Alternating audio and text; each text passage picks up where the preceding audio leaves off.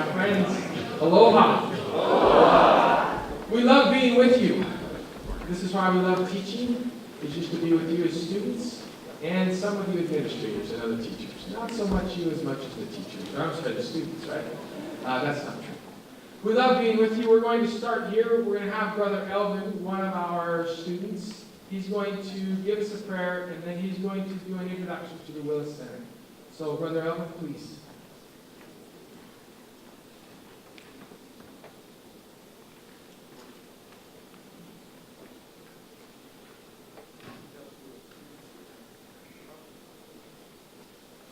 Aloha! Aloha! It's a pleasure to be with you today. It seems it's just yesterday our team Rise Up presented our project last year. We were one of those contestants last year, and I felt what you're feeling right now. Those who are competing, and I promise you, you'll do great. So I'll just introduce Rise Up and also about Willis Center too.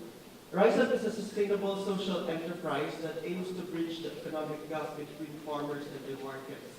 We are empowering farmers back in the Philippines for them to get access to the market. And before we started the project there, they only earned $71 a month. But through the simplified food supply logistics we started, they're now earning $250 a month. And now we are partnering with one of the largest fast food chain in the Philippines, Jollibee. You've heard about Jollibee? We are signing a contract with them to supply 10% of their needs, and farmers' income will increase to $500 a month. So these are the kinds of ideas too that I know will hopefully change a little community in the Philippines and hopefully change the country.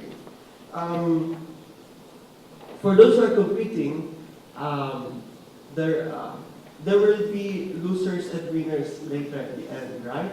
But for me, the real winners are those who make their plans real and who will do all things and beat all odds to make it real and touch the lives of others.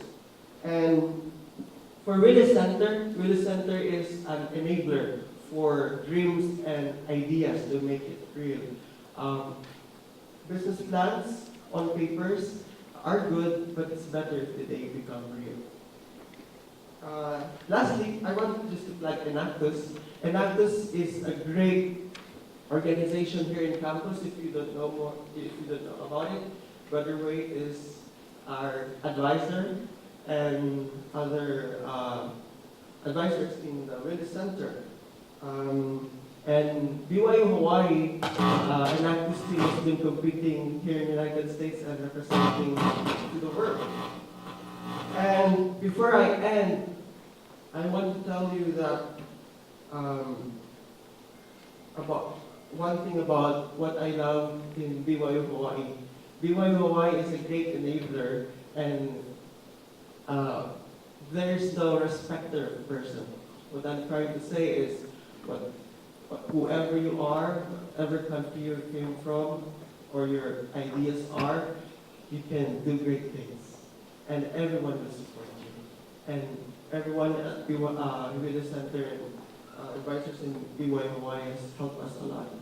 And last, in our prayer later, may we follow the prayer of the poet who said, God, change the world and let it begin with me. Now I'll say prayer and let the games begin.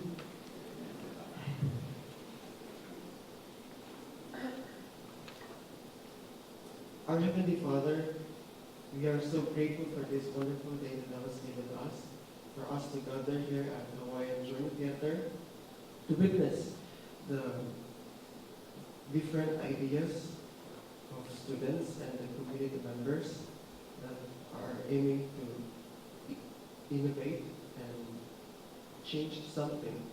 We are grateful for the opportunity to be in this program, to participate in the Empower Your Dreams, and we are grateful for for the blessings to think about these plans and be able to share it to the world. May thou bless those who are presenting today, that they will remember all the things that they studied, and may they give all their best to represent the ideas they have, the people they honor, and also be able to make their plans real and impactful. And may thou bless the judges that they will choose according to the prescribed guidelines of judging. May thou bless them and be able to pick the winners, and also all of us here who are witnessing this wonderful occasion that will be inspired to do a good job. All these things, Father, we pray in the name of Jesus Christ. Amen. Thank you. And please like us on Facebook. Rise up. Thank you.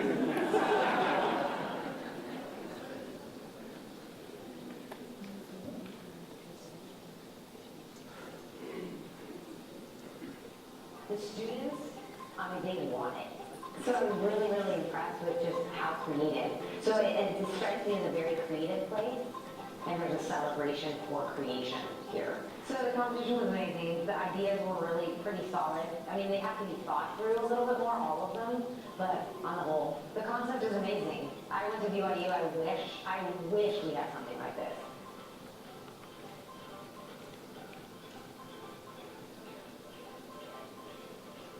All of the presenters and all of the presentations were extraordinary and so thoughtful.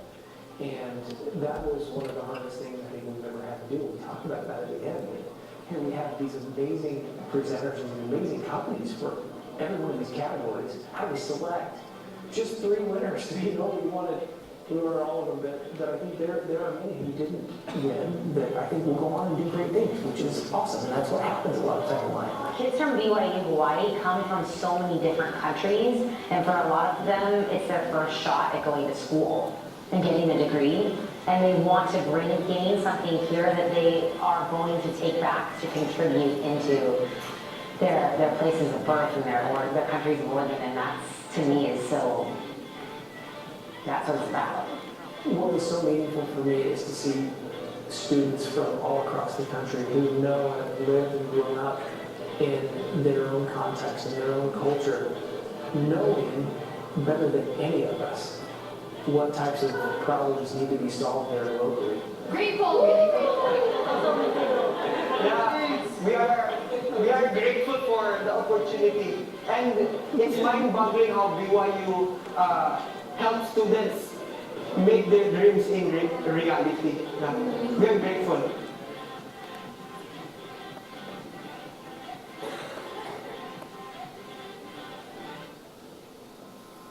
The students,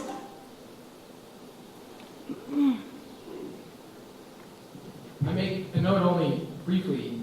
Every semester, every year, as teachers, we wonder if we'll get another, like Koenig, like in Elvin. And amazingly enough, every year we get new. Again, we can't express enough love and gratitude and confidence in what they're going to do. I'm going to do this only one at a time. I'm going to start first with Brother Ryan and Shauna Oki. Sister Shauna will be with us until Friday, and then Ryan will leave right after that, as she brings in all of her friends. So he'll leave the house, but we're grateful Ryan's with us. Ryan is certainly a part of our BYU Hawaii Ohana.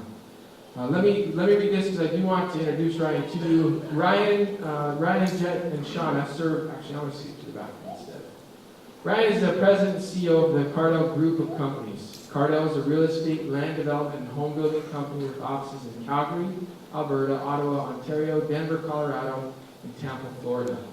Ryan is married to Shauna, and she is the board chair and founder of Cambridge Academy. Ryan and Shauna serve on the Genuine Gold Society of Brigham Young University, Hawaii. They coach and mentor students in the entrepreneurship and business programs, in addition to working with the BYU Hawaii Annapolis team focused on social entrepreneurship, which frankly wouldn't be around without them. Ryan's previous positions and accomplishments include President of Calgary Home Builders Association, board member of the Alberta New Home Warranty Program, and the Alberta Medal of Recognition. Ryan and his wife Shauna have 3 children and 2 grandchildren. And in his spare time, Ryan likes to ski, mountain bike, surf, and race cars. This is most interesting, I think, just because it's a unique thing. Ryan is the 2015 Lamborghini Trofeo, thanks, Ryan. Trofeo's Race Series North American champion and the 2015 Lamborghini Race Series World Champion. So he was a world champion in the Lamborghini. And if he ever gives you a chance, he has a video of him wrecking one Lamborghini. It's a little freaky, but he's alive and well and sitting with us now.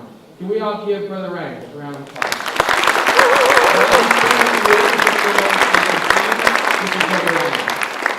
At this point, I'm going to do these one at a time because I'm not going to go through all the judges right now, but all of them will get their chance to stand and wave. We are going to begin.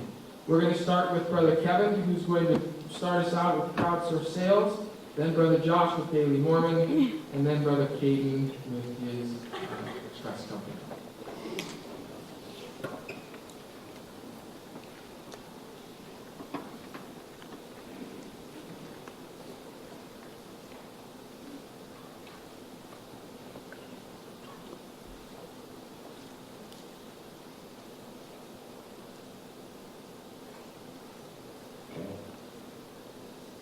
Good morning, everyone. My name is Kevin Knudsen, and this is Crowdsource Sales. What we're doing here at Crowdsource Sales is helping freelancers find clients. That's their biggest pain point. And so what we'll do is connect freelancers, salespeople, and clients all on a web-based platform. The freelancers will then post their portfolio on Crowdsource Sales, the work that they offer and the services, and they'll attach a commission to that the salespeople, people like you and me, can reach out to our network, people we know that need these services.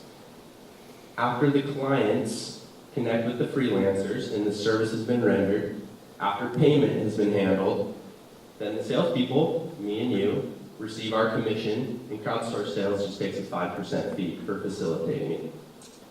Now, our business model is software as a service. We're doing this because it allows us to be global, scalable, and it's also a profitable business, and it's a proven method that have worked in other categories.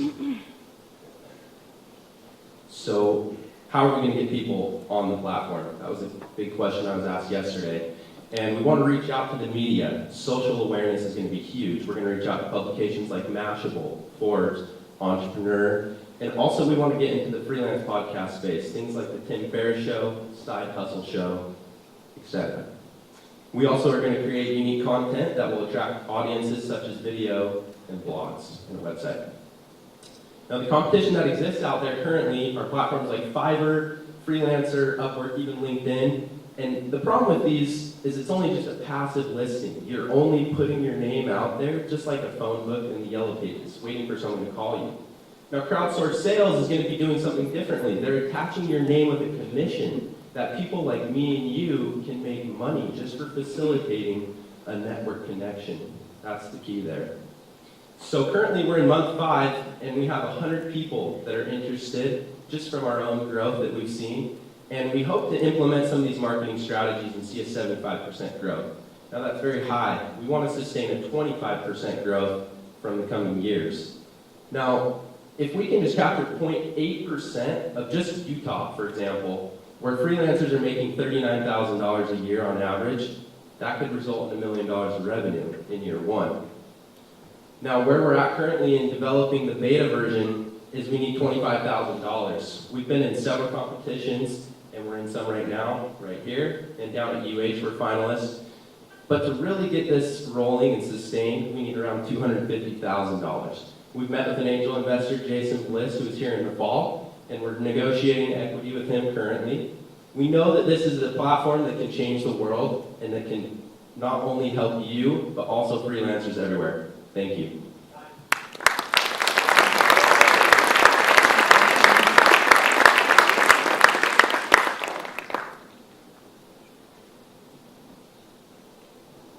All right, I'll ask the first question. This is a crowded space, obviously, a lot of players. And while I guess you presented a differentiation in terms of your approach, you also presented a complication in terms of the approach. So instead of 2 people involved in this equation, now we have 3. So I want to understand from you in terms of your, let's call it beta testing, first 100 people, what was the experience, what was the feedback that you got from them? How was it working? Thank you for that question. So currently, we're building the wireframes. We have beta testers waiting, so that's where we're at. We're releasing the beta this summer, and then we're going to take that feedback and adjust it. Because we do have to compete with these major platforms, it is going to have to be very robust, and that's why we need the investment. Thank you. So that was my question. If you are able to negotiate with the angel and receive $250,000, how are you going to spend it? Yeah, great question. So we're going to be taking that and we're going to be putting it into development costs. Now on my team, let me skip past here. I've got Cole Foxy, that second guy there. He's in the web design and he's going to monitor all of that. I don't know anything like that, so that's why I brought on these guys as part of my team. And Ty Hogue is also going to be in charge of the marketing.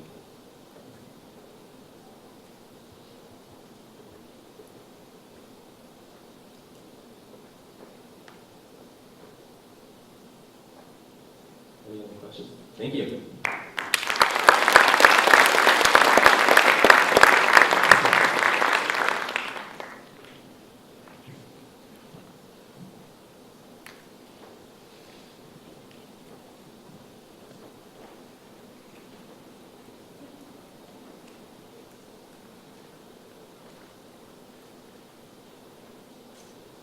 Aloha. My name is Josh Mason. I'm a middle school English teacher at Wheeler Intermediate. I'm a managing editor here at BYU Hawaii's News Center, and I'm the founder of Daily Mormon.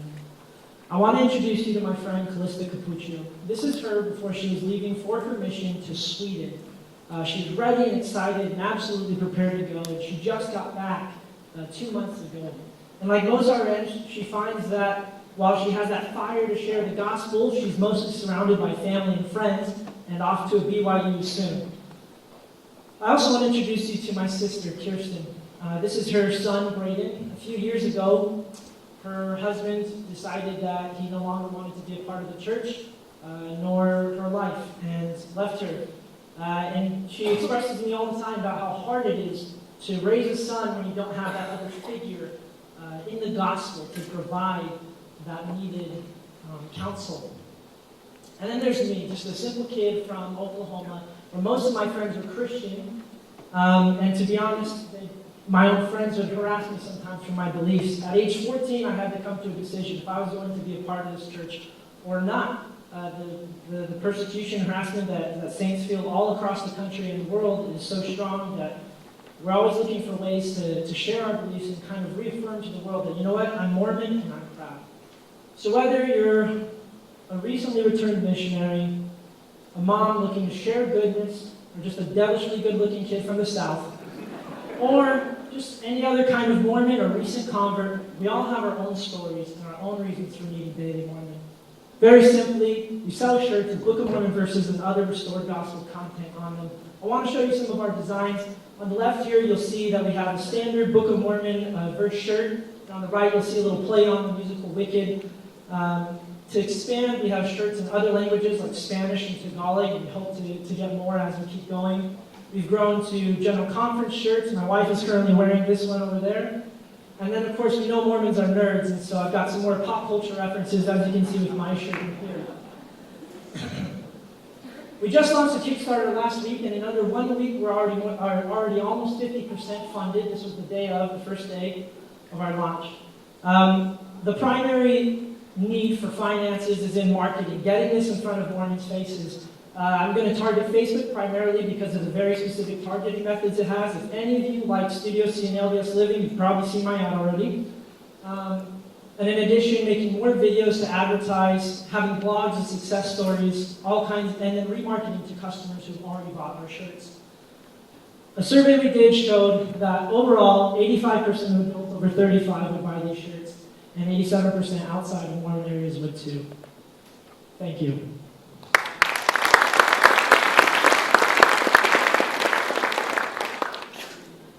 Nice presentation. I really like your stories. That was great. But what I want are more quantitative data. So maybe everybody in this room knows those numbers, but I don't. So what is your market size? How many people will want to buy these shirts?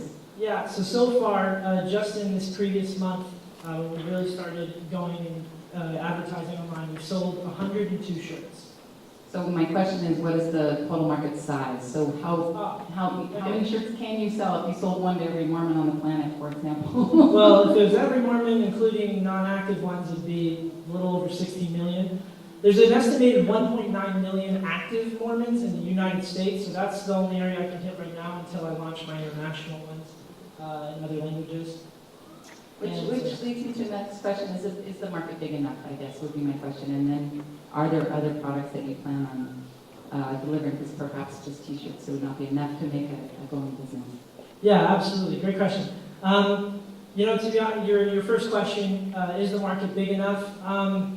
It depends on what you're wanting it to be big enough for. I'm wanting to provide something to Mormons to help them in their everyday endeavors and make a little side income if I can, you know, to help support my own family. So I think it's big enough to be able to do that. Absolutely.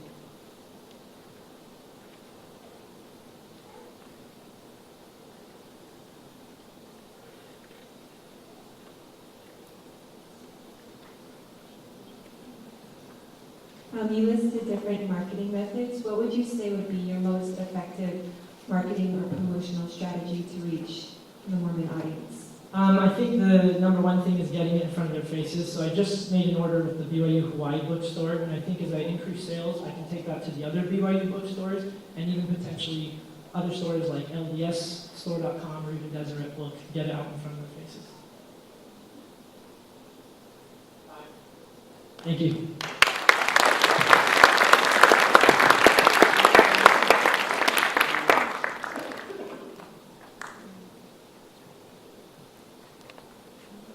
Hi, my name is Kaden Haraguchi, and my business idea was Kama-Aina Express.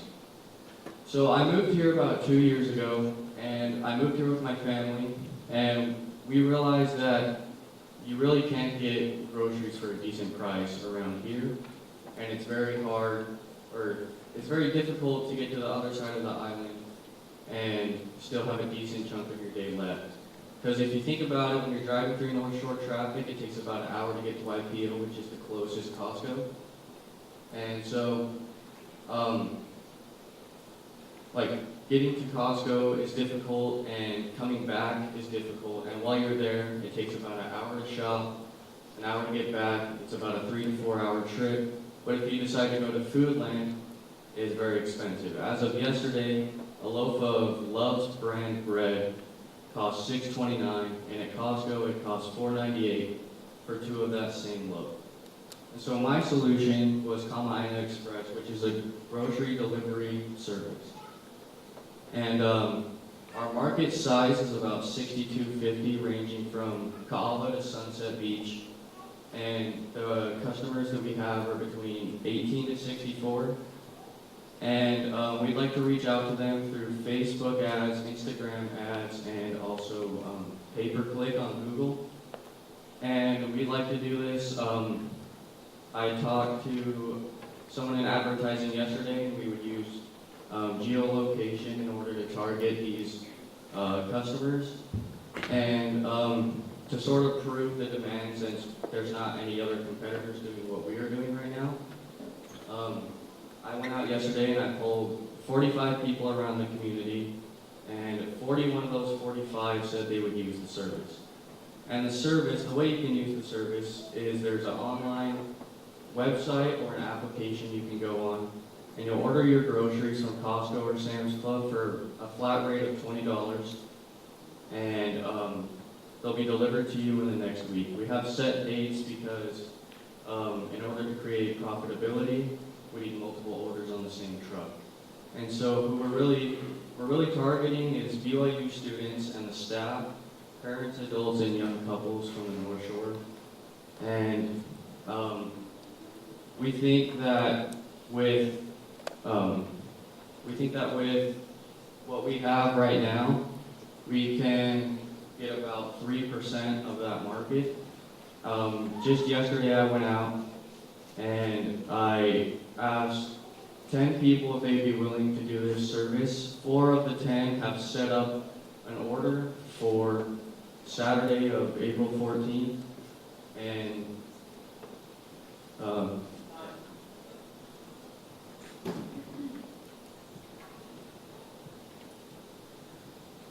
So in your surveying of people, I'm hearing 2 surveys.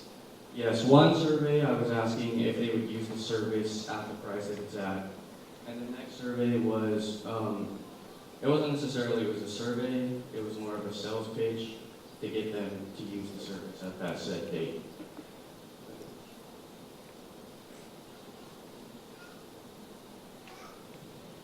Can you tell us a little bit more about the financials? And delivery services are very hard to make work financially. So you said you had some numbers regarding what would make it profitable. Can you Yes. walk us through those numbers a little bit? Yes, so for gas it costs $10, and to pay the employees, we'll pay them $10 because you don't have to pay minimum wage for tipped employees. And it's approximately 3 hours for the delivery, so that's 30, and then $35 approximately for truck costs for each delivery. So that's $75 in cost. So in order to break even off the delivery, we would need 4 orders per delivery.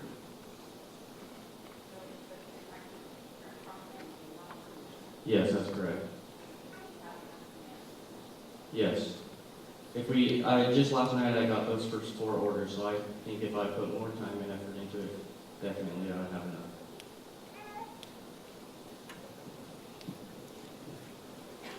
So more on the financials, are you gonna mark up the groceries too, or if I do this, I just have to pay $20 and I pay the same price that I pay customers?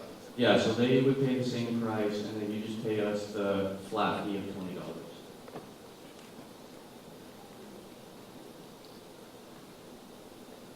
Would your fees ever change depending on volume? Because I know that, you have the difference between a BYU-age couple with just them 2 and then a Samoan family of 10 people are going to eat a different amount of food.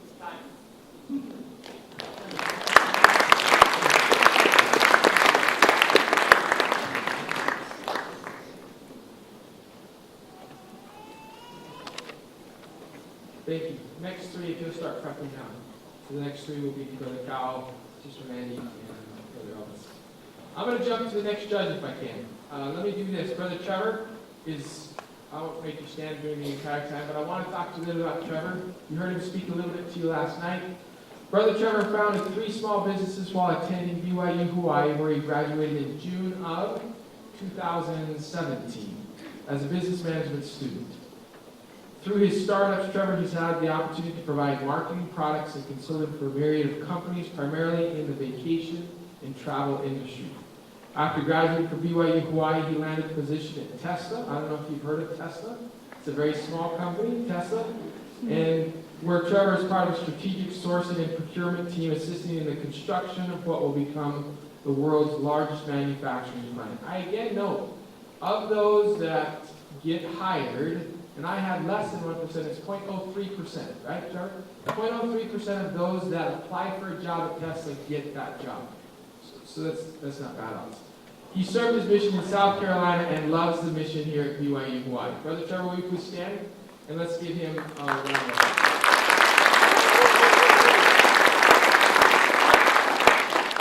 We're going to complete out our community category by Brother Cal, who's going to talk about his Braille e-reader.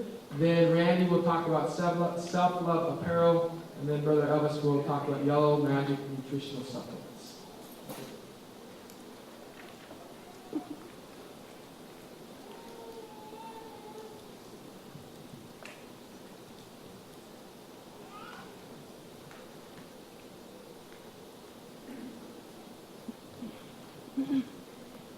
Aloha, my name is Rick California, owner of Aloha Inventions LLC and inventor of a Lotus Braille e-reader, which is patent pending.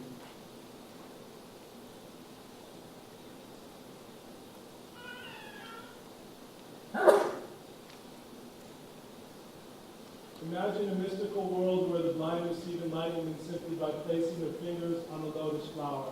The center of the lotus flower has raised bumps, which are like traditional Braille dots. With the lotus, you simply have to place a finger on the lotus pad and let the Braille dots scroll over your finger digitally. Let's watch a short video of the staff of the Wailua Public Library trying out the lotus.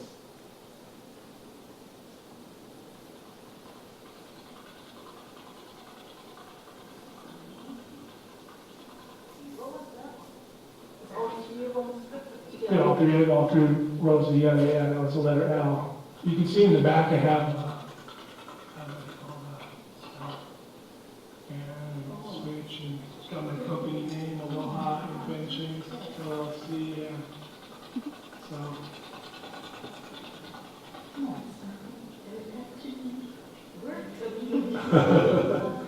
Yeah. So this is going to be the letter A 3 times, which is the first row. Yeah.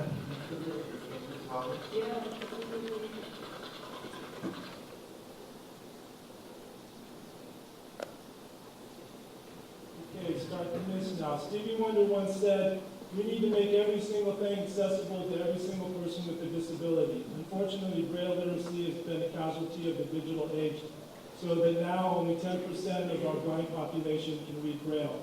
But the Lotus will turn it around by bringing Braille into the digital age. Braille literacy dramatically improves career opportunities for the blind. So by improving reading access, the Lotus will advance workplace opportunity, which is essential for full inclusion. In addition to desktop models, the goal is to make finger-worn models which can be worn by anyone. People will learn Braille using headphones synchronized with a phonics program, both sighted and blind alike. Then they can read books, text, anything, even in the dark. Imagine doing your reading assignments while jogging or surfing. The Lotus will bring quality reading to everyone in the digital age. And my company will hire the blind so they can serve a market driven by the sighted population. Mahalo.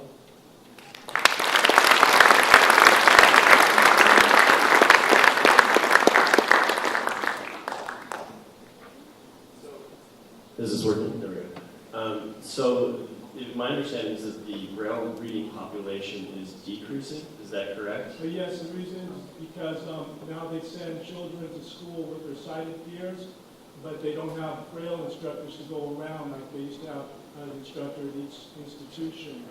And now, since they go to regular schools, they're not learning Braille. And the problem is that when then it comes time to work, you need Braille because Braille really helps your employability a lot, statistically speaking. The only concern there is that other competitors or some other technology is taking over from Braille currently. They have audio, and that's what they've been giving the kids at schools. But the problem is then when they go to get jobs, since they don't know Braille, they have the input from the audio, but they don't have the habit of output because they're not using Braille to type things out.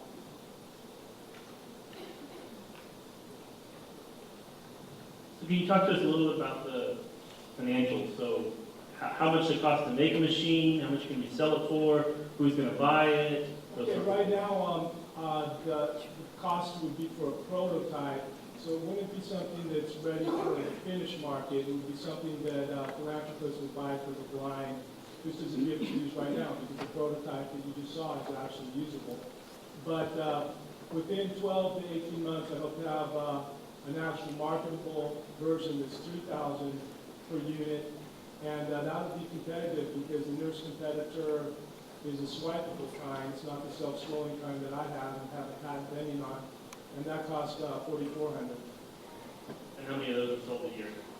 I don't know how many of those have been sold a year, but with the students, since you'll be able to learn with your headphones, unlike the swipeable kind, the students are 6,500 students.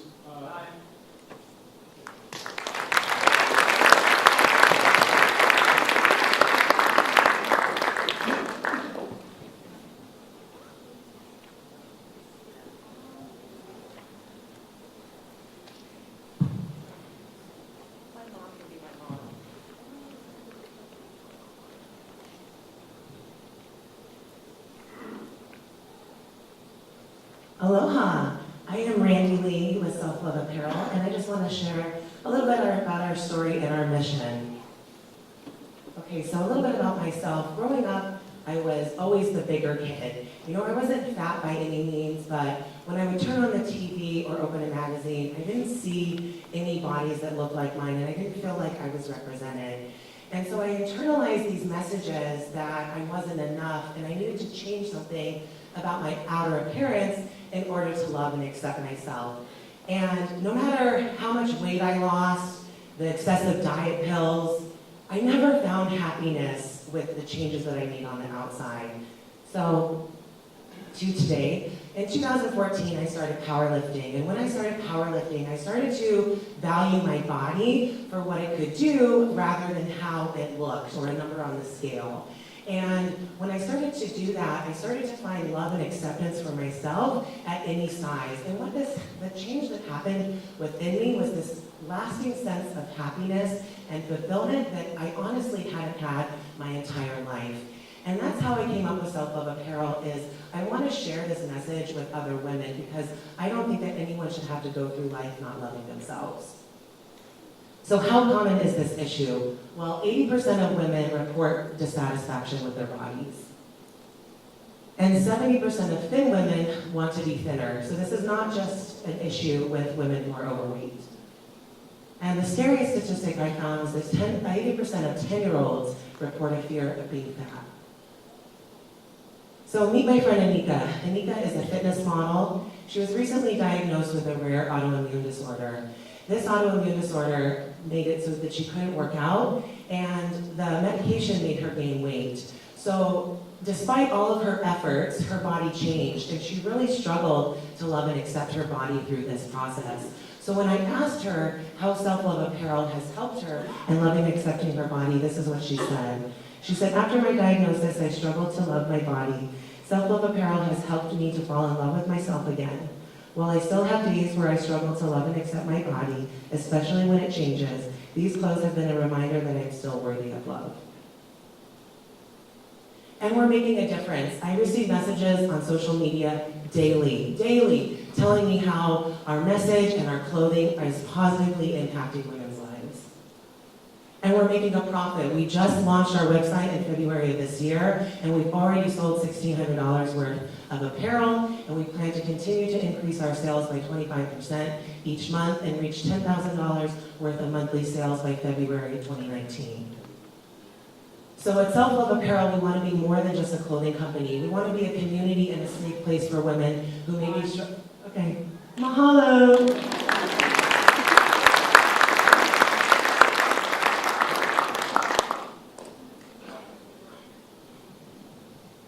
So I love the concept. Obviously, it's really great. Thank you. Tell us a bit more about the go-to-market, because again, you're going straight to the consumer in a B2C business model. That's a tough road. There's a lot of noise out there.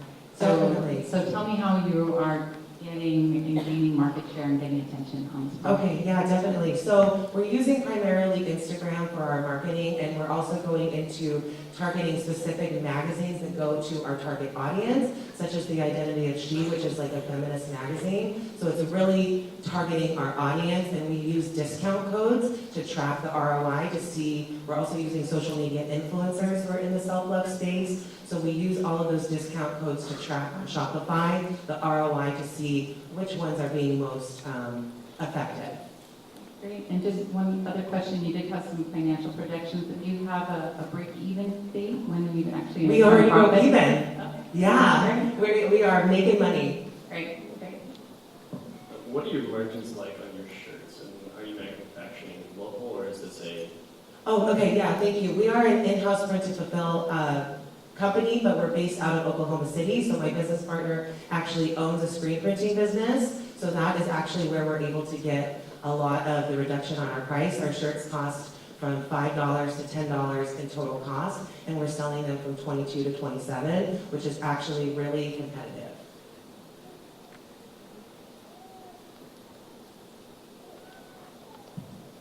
What would you say is your next step in growing your business? So I'm actually in the process of writing a self-love ebook, which I think is really, it's going to be free, and I think it's really going to help us get more attention to our website, as well as build trust and add value to our customers' lives.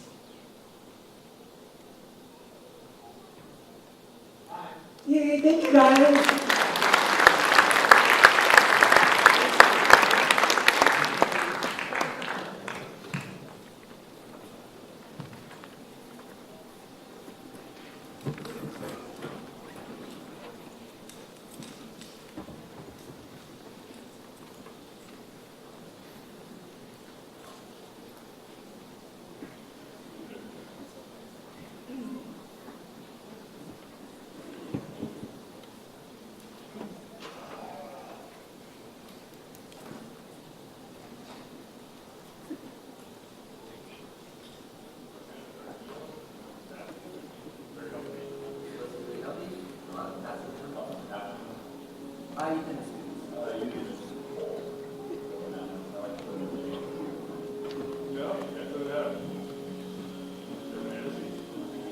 never heard of banana.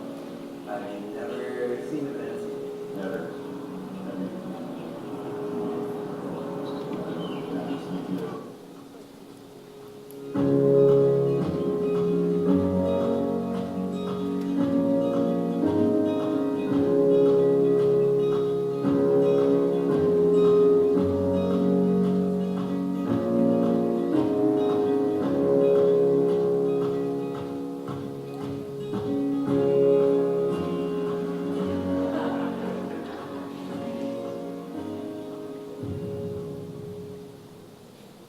All right. Is there anyone here that doesn't know what a banana is? Okay, so bananas are one of the most popular fruit around the entire world. According to First National on their site, they say that the world consumes about 100 billion bananas alone every year. So a few of these guys mentioned they know that contains potassium, magnesium, but there's a whole bunch of other nutrients that are involved. Vitamins B6, vitamins B9, folates, iron, protein, natural fiber. A lot of these contribute to a lot of benefits that health benefits that we can receive. A lot of people aren't aware of this. Okay. So what we're planning to do is we're looking at creating banana oil. Now, banana oil is a thing. For those of you who have your phones, you can Google it. It's actually oil extracted from the banana itself. The problem is, though, is that there aren't any seeds in the banana. And most bananas, most oil, when they're extracted, are taken from the seeds of the plant. So most of us are familiar with the Cavendish banana, and that's what we use in our smoothies, cereal, and snacks.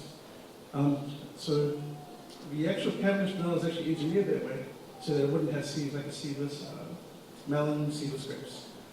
The Musa banana, as you can see, is cram-packed with seeds. Usually a banana would have like 100 seeds, at least 100 seeds. And so what we decided to do is we're going to, with the seeds, we're going to extract the oil, or we can offer it in a powder form of capsules, and that'll be our product that will be selling online. Nutritional supplements are a $132 billion industry, and they're looking at growing to $220 billion by 2023. It's a consumer-driven, consumer-aware-driven industry. And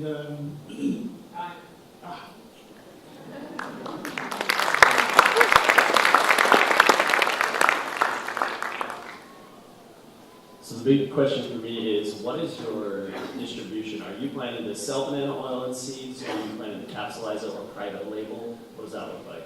we'll be trying to do both. The oil is probably more beneficial with the benefits. But we're looking at first like Oregon and Fiji and Tonga. The moose is really more of an undesirable banana because it's so crammed with the seeds that it has a reputation of chipping the teeth. They're really undesirable. But with being able to extract the oil, it'll be a lot more beneficial for those who want to take that.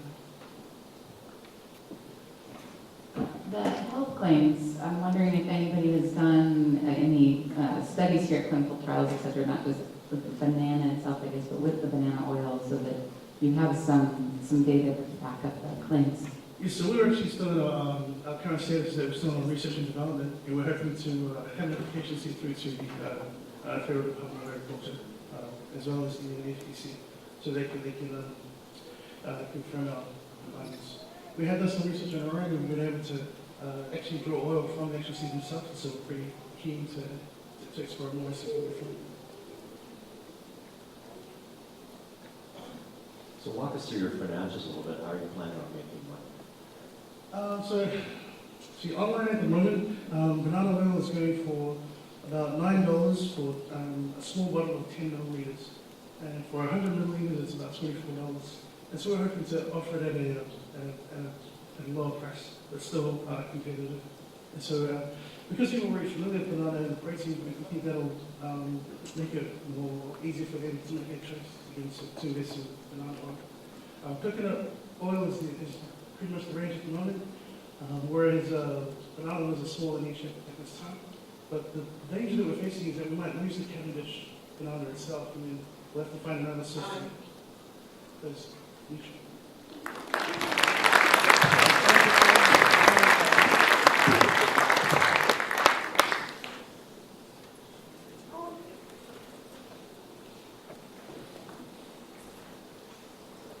Okay, we're going to give the judges a couple of minutes to close up the community category.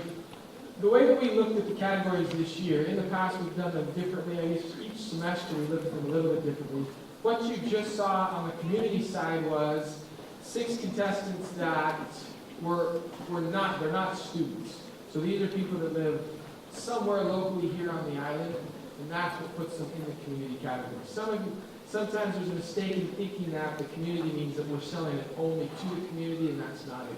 As we move into the next categories, and you look at global, digital, and social, the global category is, when we put those in the category, it's that group that we felt could be globalized. If they could take their product and take it not from here, they could sell it here, but then go to another place and duplicate it throughout the world. When we went to digital, that one's self-explanatory in that it's mostly online. There are some products that even as you listen to them, you think, well, could that be a global? But if their primary sales source was online, then we stuck with them in digital. And then the last was social. When it came to social specifically, it had a social cost. And we'll talk a little bit more of that when we get there. Judges, you feel okay? We ready to move? I'm going to now, though I do want to introduce our next judge, Kiana. I'm going to talk to her right now. She graduated from BYU in Provo in 2015 with a degree in geography and tourism, and she is currently pursuing her Master's of Education at University of Hawaii at Manoa. I want you to know that she married a gentleman that was going to be an accountant, which I thought was a very strong thing, and then he's turned that on as he's now become an entrepreneur, which I think for a spouse could be their worst thing in some ways, but if you meet her husband, you'll see that it's worked out great. While spending the days teaching U.S. history and Polynesian dance to junior and senior high school students at Kahuku High School, she runs multiple startups during nights, weekends, and every spare minutes that she can find. She travels actually for the Polynesian Cultural Center, so she's done a lot of dancing. I don't know if it's right, but I've heard that she'll do a small dance for us somewhere. No? Maybe? We'll see. So, she currently teaches dance lessons around the globe as a cultural ambassador, runs Floral Artists as an Airbnb experience, which teaches people how to make glaze and haikus, and she runs Soda Bomb with her husband, Kaylin, at the Polynesian Cultural Center. Will you please stand, and will you welcome her?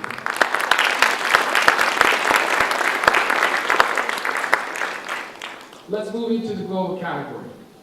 Sister Batsi, your team will go first.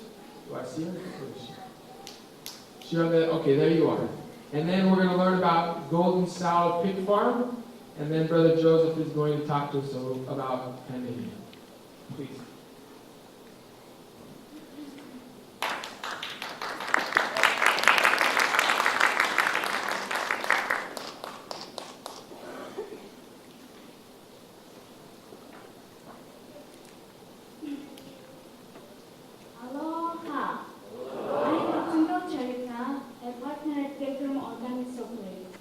Let me ask you a question. Do you have or know someone with skin problems? This is my niece. She was born with dermatitis, and my sister and I were very concerned and started researching.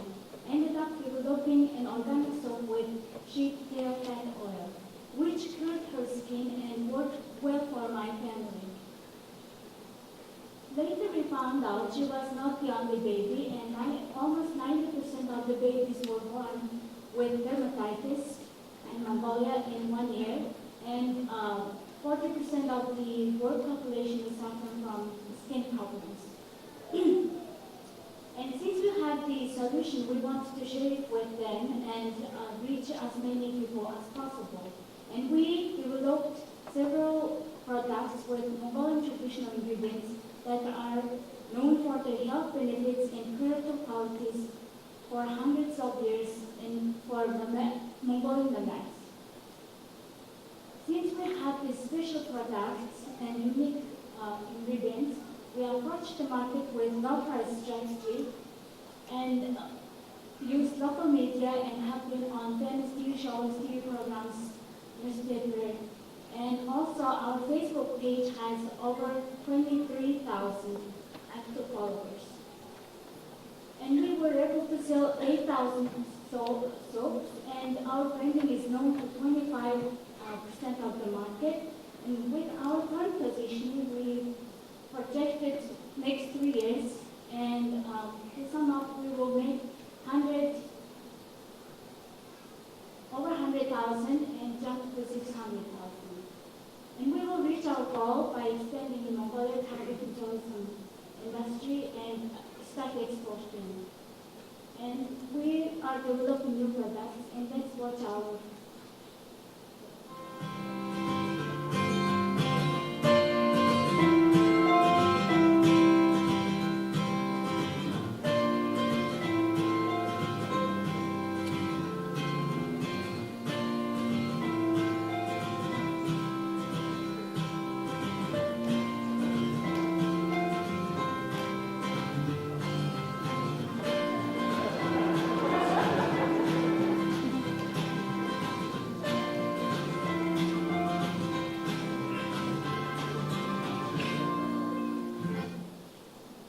loved ones deserve the best. In addition to our great business, we have major conservative Mahalo.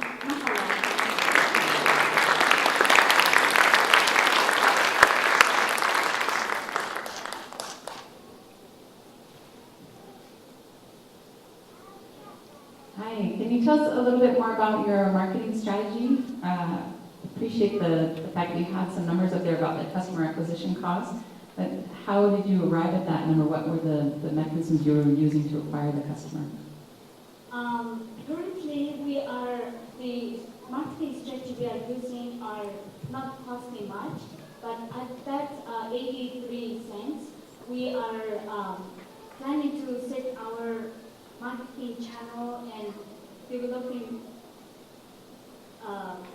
and advertising it through the local media, which is not free. Like, it's currently free because they are willing to have us on their TV programs, but we have to advertise it through the TV, and also we are looking into marketing for Amazon and eBay and those costs.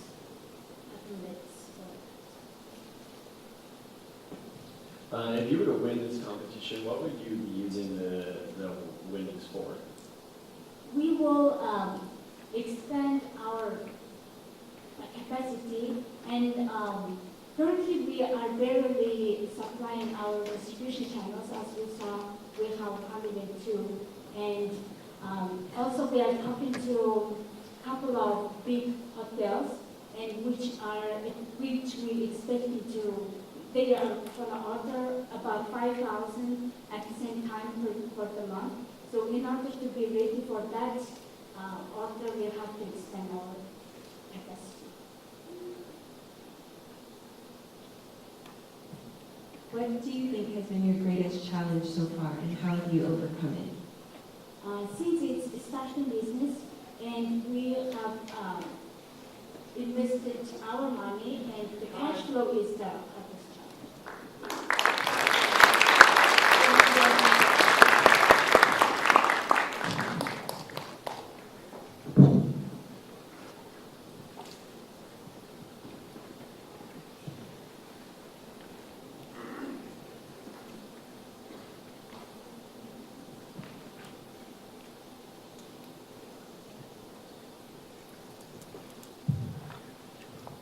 Aloha.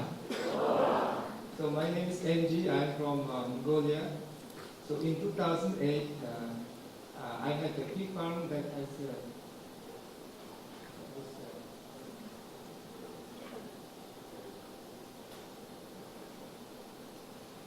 70 to 80 pigs, and I ran this business successfully for 2 years. And so people used to say to me that I shouldn't waste my time feeding smelly pigs, but I knew how profitable this business is. So I'm planning to have a pig farm that can produce 2,000.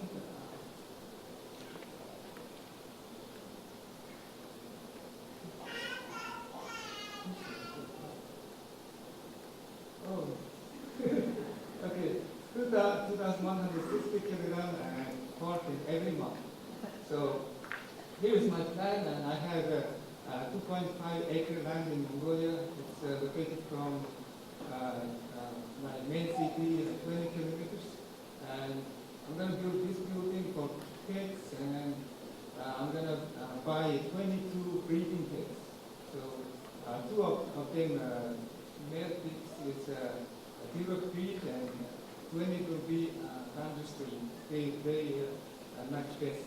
And so one sow gives birth to 9 piglets. And after, according to my plan, 36 piglets every month. And next month again 36. And 8 months later, it's going to be 288 piglets. So this is my final plan. So I can reach the profit margin would be 22%, and sales revenue is $6,029, and net income will be $39,000.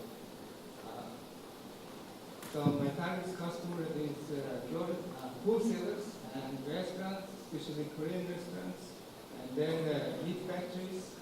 So my targets, main targets is grocery stores.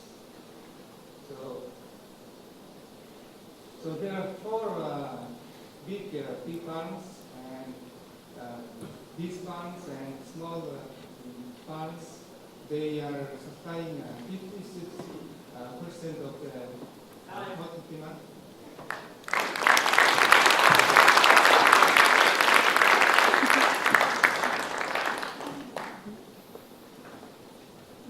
How much money is required to get your business started and generating revenue?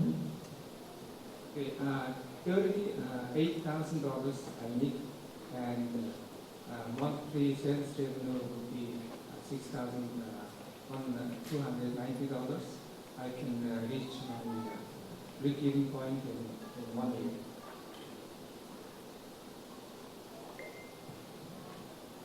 Maybe you're about to tell us this, but can you tell us more about the competition? Is there demand in the market that's being unmet? How will you compete? So 56% is Mongolian farmers supplying, not demand of working in Mongolia, and 44% is import. So if I do it, I'm gonna decrease input for 1.60%. And you, since you know the business, you did talk about knowing the breeding and that side of it, but do you also have connections to the buyers that you know you can be able to sell quickly and easily? Yeah, I have many connections, and I know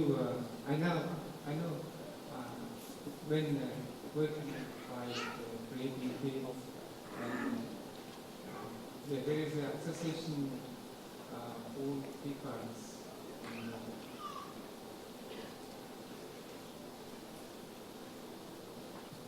So how stable are pork prices? We a few years ago saw worked on a pig farm in Papua New Guinea and failed because pork prices dropped substantially. So how stable are they in Mongolia? How stable are pork prices in Mongolia? Oh, it's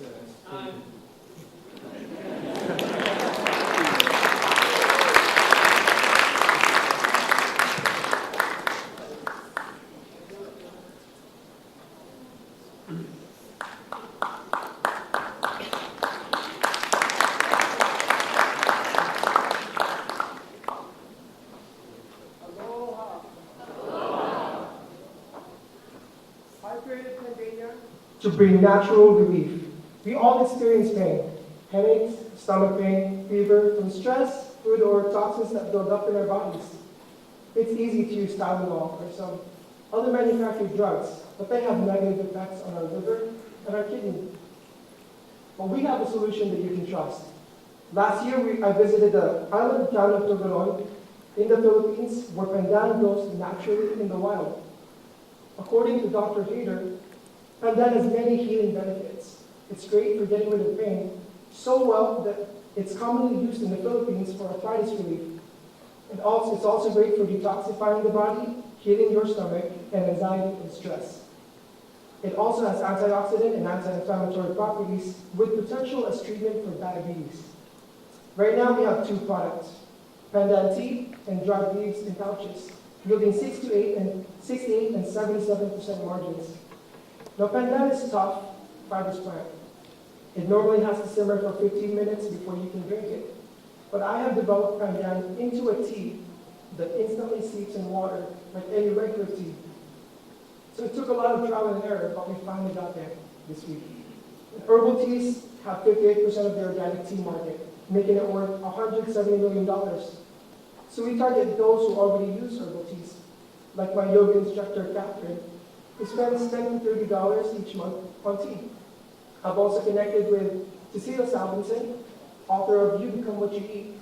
She's going to be a great help in connecting to the market because of her expertise in the field. And she's already a big supporter of Pandania.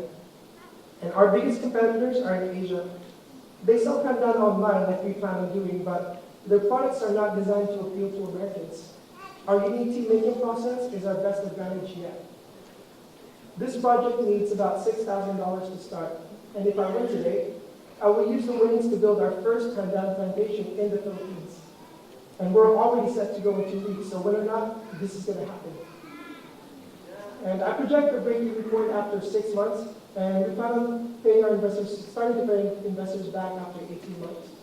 But since February, we've built our own pandan plantation right here at BYU, Hawaii, to use for product development and market testing. I partnered with the government of Tugueron and Rice Up farmers to secure land and manpower for pandan farming. And currently, we sell through online channels, but we are working on moving up to supply large companies like SolarRay and doTERRA.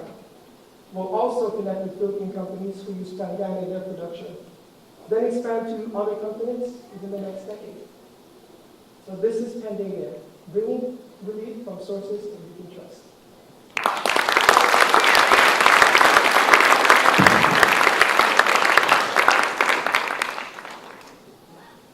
So you were pretty vague about the health benefits, and I'm wondering exactly what does it do, and are there any studies about the health benefits of this product? Yes, we've done a lot of research to find studies done by universities. That's also recorded in the National Biotech, the National Government for Biotech Industries, that pinpoint the specific properties within pandan and what they do. But we also have a student here at BYU Hawaii.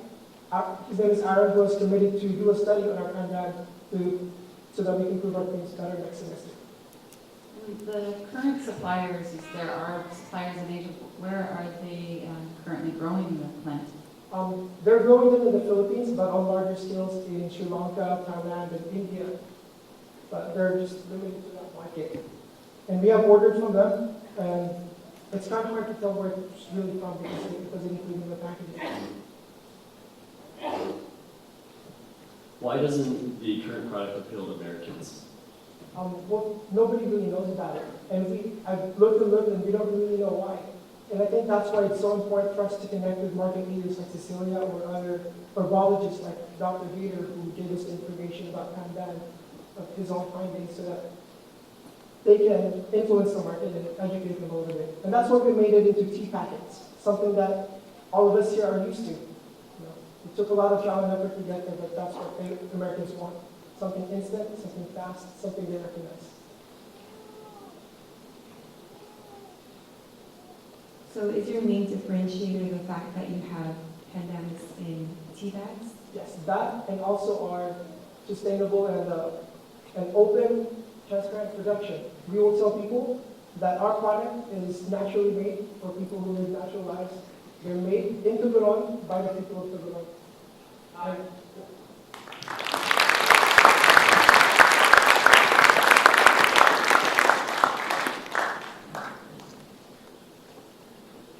I know as a teacher at times when you see, for example, our two Mongolians, when they stand up and you see their names, as a teacher you stand for the first time and have to say that name. It's a difficult thing. My favorite still was a brother from China, and I attempted. In those first semesters you attempted, because why not?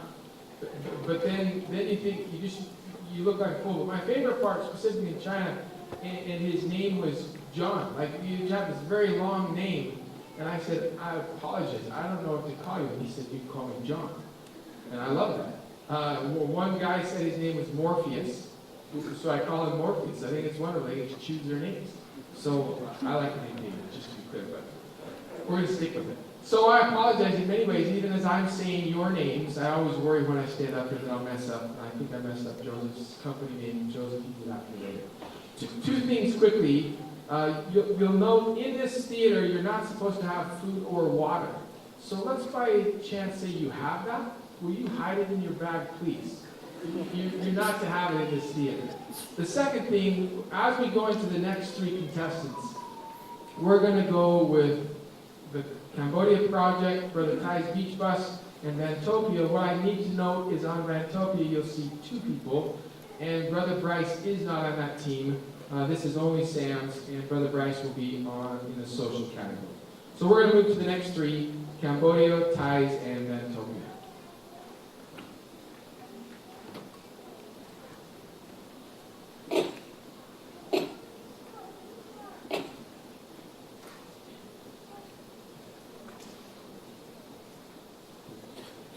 Jumbiasu, ladies and gentlemen. My name is Patika San. I am from Cambodia. I'm majoring in business management.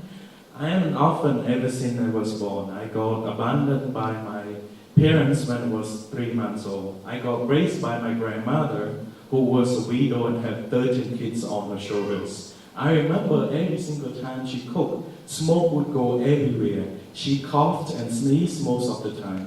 Cooking not only irritated my grandmother, my deceased grandmother, but it also destroyed Cambodian forests almost entirely. I have a short yet powerful video to show you guys. Enjoy. Okay, so we're here in the Ratanakiri province of northern Cambodia. I think we were expecting forests and trees and rivers and mountains and goats, but instead we found dust, rubber tree plantations,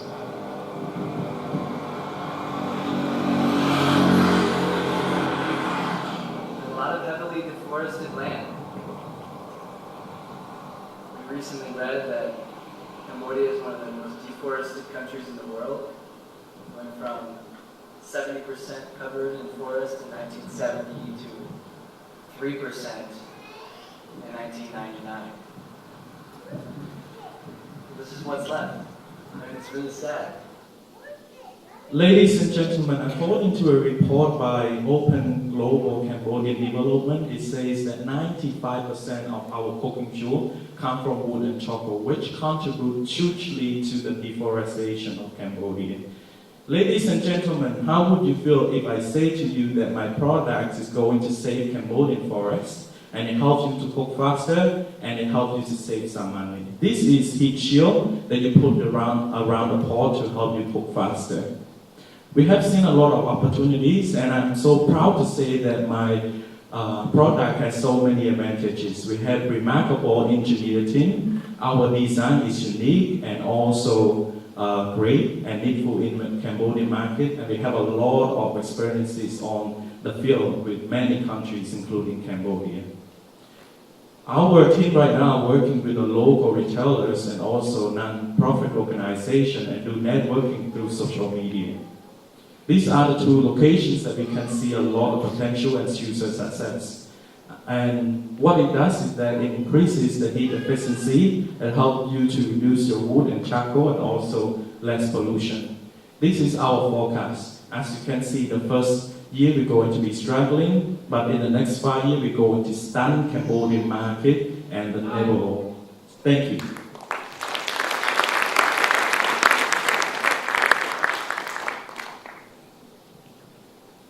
So what's the price comparison to the traditional pot stand versus your innovative shield? It's not that far at all. So converted to American dollars, it would be anywhere from $12 to $18. But my product is from $15 to $20 since it helps you to reduce amount of cooking, and also the amount of wood and charcoal. So you can save money and you can buy a product with a good quality of cooking. Can you tell us more about the competition? You just said competitor 1, 2, and 3 up there. What are those competitors and what are their products? So we have a lot of traditional stove, but the crazy thing that we do not have is that the customer awareness, because it hasn't hit the market yet on our side. I plan to hit the market by the end of this year. I'm going to Cambodia this July to market it and to readjust the design so we can successfully sell it. And of course, our price is a little bit high, but it's not a little bit high. It's reasonable and it's affordable. And of course, our design is questionable as well. That's why I'm going to Cambodia this July to solve this problem.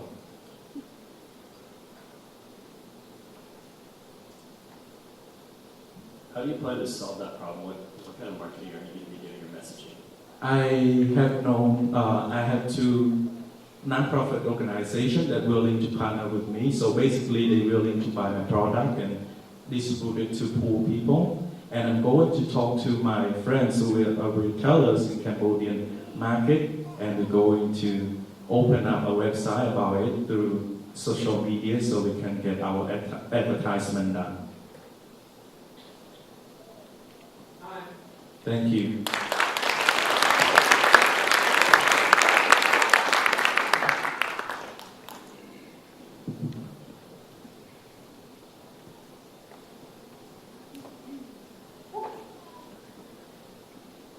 Aloha, I'm Tyler. Let me share my dream with you. It all began early last year, interning in DC and traveling the world, scouting out the best local food trucks and times. During my adventures, I conceptualized my own food truck, Untitled Beach Bus. A food truck experience with fun food that brings friends together and where people leave feeling happier. I worked, saved, sold nearly everything I owned, and spent every last penny to reach a dream. Last September, I bought a crusty old bus and got to work establishing my new life in Hawaii. Fall semester was jam-packed with long days of sanding, painting, and outfitting the bus, accompanied by even longer nights of homework and YouTube education on electricity installment, social media marketing, and Hawaii business law. A long semester, and 2 many all-nighters later, Ty's Beach Bus served its first customer on December 14th. Now, with constant growth in sales and customers over the last 3 months, I envisage Ty's Beach Bus, waffles on a stick, and mixed island sodas becoming the North Shore icon. Why? Because Ty's Beach Bus is the happy food truck experience. Ladies and gentlemen, who's in the mood for a waffle on a stick right now? Oahu faces a dilemma where the majority of the food trucks offer repetitive menu items, factory-like customer service, and an experience that's, well, sort of dirty. Ty's Beach Bus, my passion, my love life, my social life, my recreational life, my dream, is a solution. One of the solutions, offering unique foods, an outlandishly good customer experience, and a picturesque experience where people leave having fun and feeling valued. Instagram is the method by which we've been able to convey this experience with the consumer, bringing people all the way from Emma Beach to families from Australia who come to have this Ty's Beach Bus experience.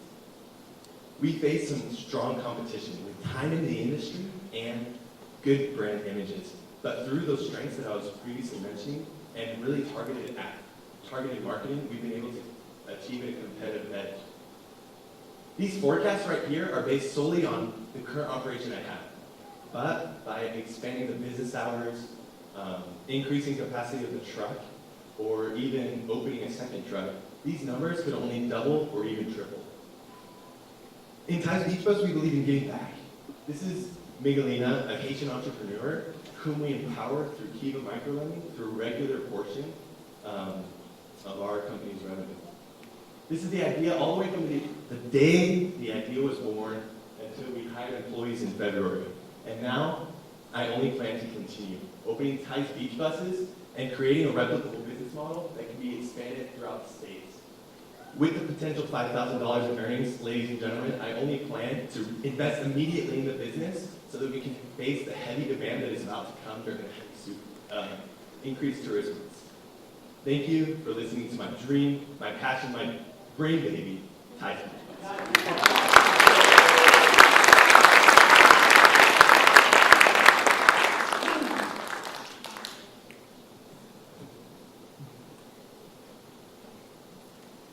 So, question about scalability.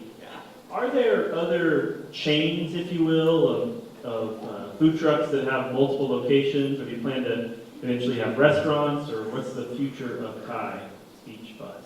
Yeah, thanks for asking. One of my best models is a Buffalo.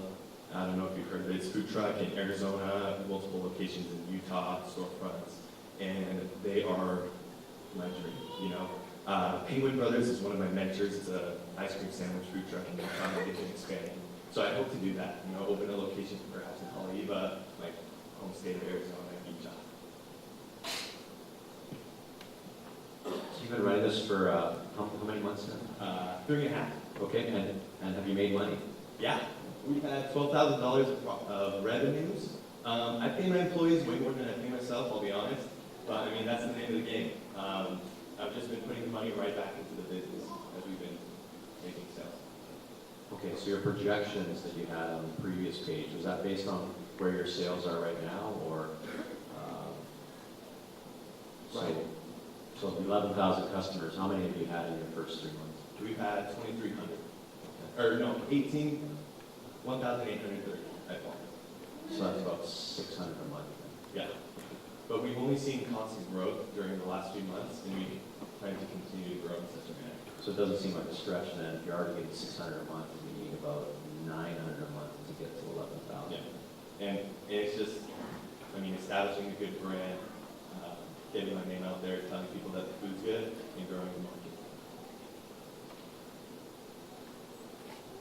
What kind of customer feedback have you gotten? Do you have lovers out there, evangelists for your brand that are helping you spread the word? Yeah. So Tim Colson, I'll tell you about Tim Colson. He was I don't have one here. He was, we do. I love it.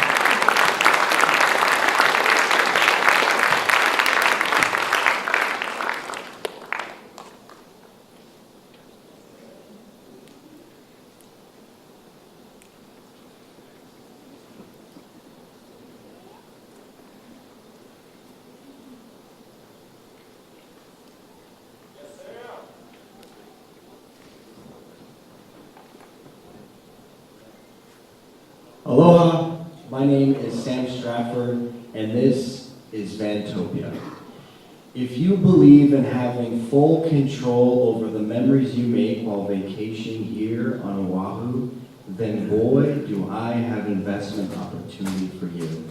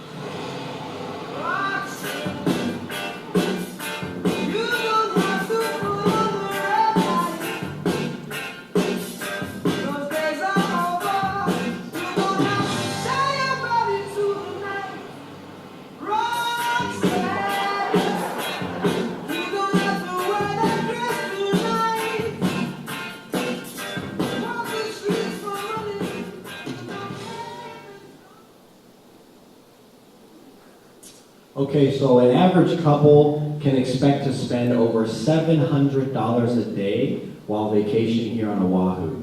$300 to $400 of this is from hotel and car rentals. Vantopia solves this problem by cutting costs by 60%, which means that your next trip, your night stay, is just $110. And this is a proven concept. We were able to have startup costs between $4,000 to $6,000 and up to $3,000 of monthly sales revenue, which means your break-even point is just 2 to 3 months. And it's growing. We are able to offer this at an extremely competitive price, along with entering the vacation rental market at 1,000th of a cost. That means that your investment for a vacation property of $6 million is now just $6,000. And we're booked. We have an occupancy rate of 84% with just only 2 months of being in business. And this isn't just scalable, we are currently scaling. We currently have 3 vans in our fleet and we'll have 5 by the end of the year with monthly revenues of $15,000. And by 2020, 15 van fleet with over $500,000 in revenue. I want to go ahead and thank you.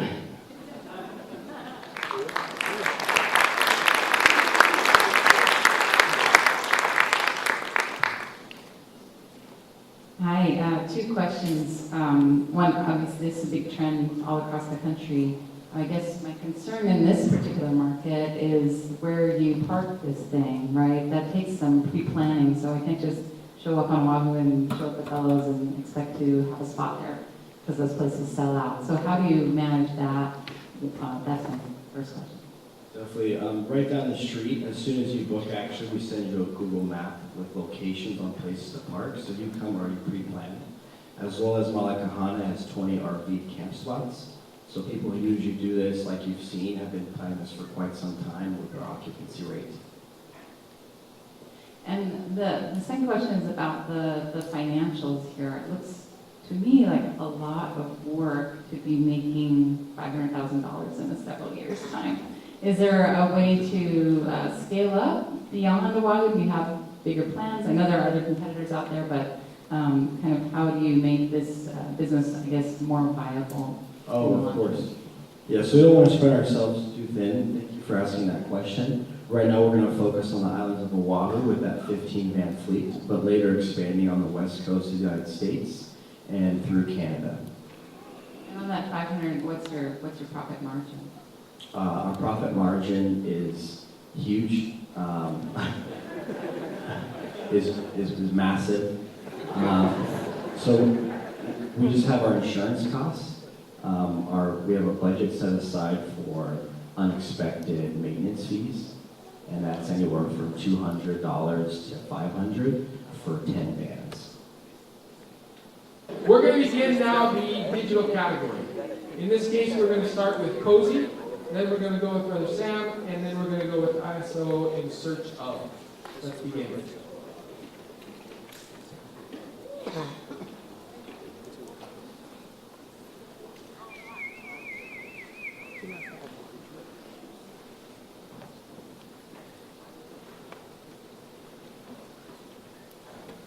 Aloha, my name is Summer and this is Cozy Socks.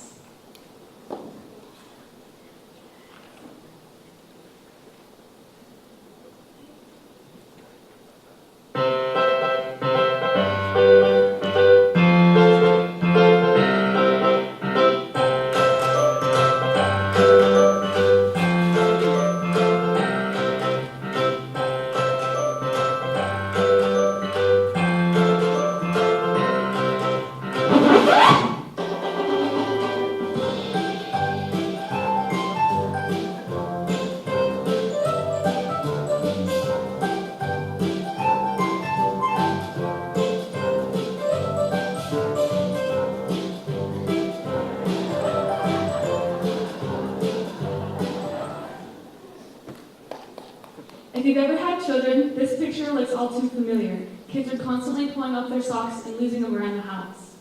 So we've developed a unique adjustable strap that goes behind and in front of the foot, keeping the socks on the baby's feet, and they stay together, looping together in the wash. We're saving moms valuable time and money. Our business model is called a mom commerce because we're targeting moms on e-commerce platforms, primarily on Amazon. Through Facebook, blogs, and other affiliate marketing platforms, we will get our product into the hands of our target market.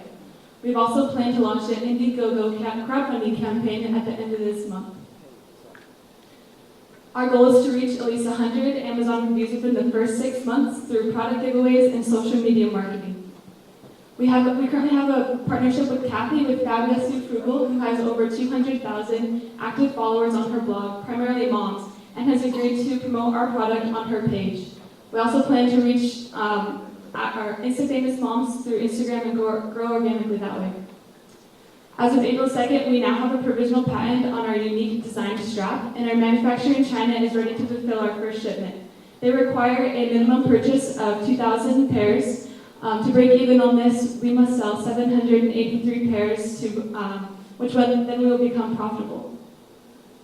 We project to sell at least 100 pairs within the first month, to grow at 20% month to month within the first 6 months, and have at least 1,000 followers on Instagram at 6 months.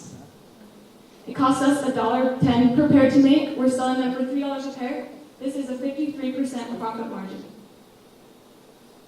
We're looking to you today as not only judges, but as potential partners as well. We know we have an amazing product, and we're excited to get it into the hands of our target market. We know we will grow. We are scalable. We have a proven market, the baby market, and we know we can protect your money through our provisional patent. My name is Summer, and this is Cozy Socks. Thank you.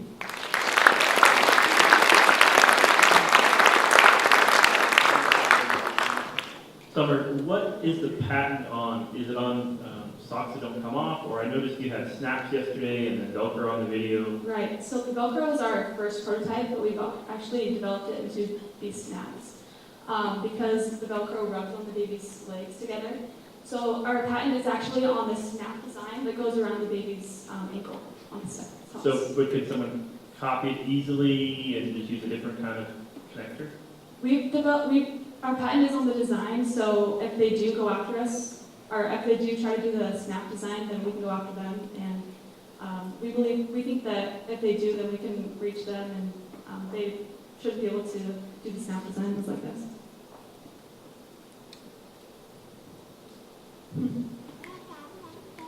So your cost is quite high, $1, and I'm assuming right now you're assuming a direct-to-consumer model, but you'll probably soon find out that you're going to have to sell this at wholesale to distributors. So tell me about how you can bring that cost down. We have some projections about that, and I'm sure at volume you can reach a certain scale.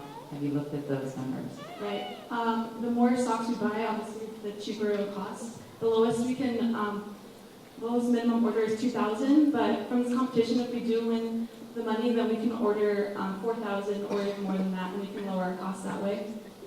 What would the cost lower to? Hopefully it lowers to a little less than $1 per pair. Any other questions? Good? Okay, thank you so much.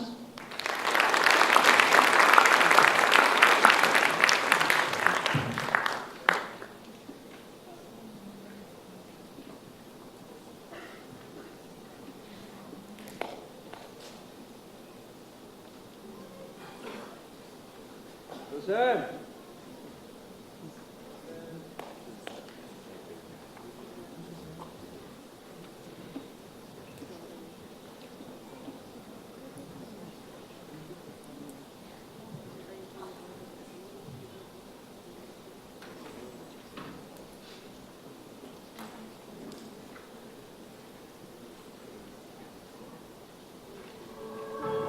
We all come from somewhere.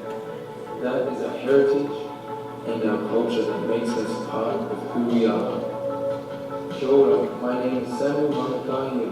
I present to you Mural. We all have gifts and talents.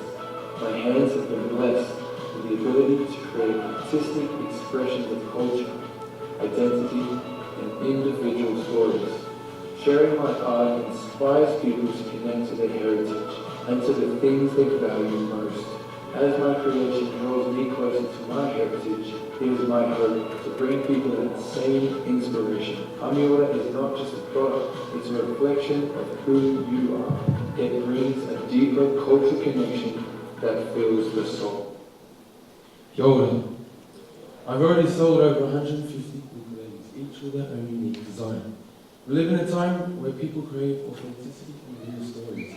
Those are the people that connect to my brand. The market is saturated with cheap ukuleles and mass-produced products. I am here to give something more, not in quantity but in quality. Hamyoda connects you to what you value most. One of a kind, it's personal, and it tells you a story. Currently, right now, we have 3 products, ukuleles, rings, and iPhone cases, with gross margins ranging from 60 to 70%. Now, to scale up, I'll be working on a team of artists here in Hawaii and a team of woodcrafters in the Philippines to offer our customers 2 things. 1, handcrafted, unique design ukuleles, and 2, a manufactured line of ukuleles with my designs. The magic of Hamyoda lies in its unique personality. It is grounded, laid back, yet beautiful and intricate in detail. Each piece holds a deep meaning for my customers. For example, this is the Martinez. They're sitting over there. This is what they say. This is Troy from Brisbane. And this is Rhonda from Idaho. Our current competitors are those on Etsy and also on ukulelesite.com, sites like that. They offer custom or stylized ways to create ukulele and custom ways to build. However, they do not offer handcrafted unique designs, let alone mine. 70% of our sales have been through Facebook and Instagram, so I created Hamyoda.com, allowing a heaps easier sales process. The market, we will sell through local music stores and at events using social media influencers to promote my brand. Okay, moving forward, I need $6,000 to streamline production, which will create 40 units made in the Philippines. In fact, I head to the Philippines in, 14 days, 2 weeks. I need you to empower my dreams through this effort. I do what I do because I love my art, culture, and making people happy.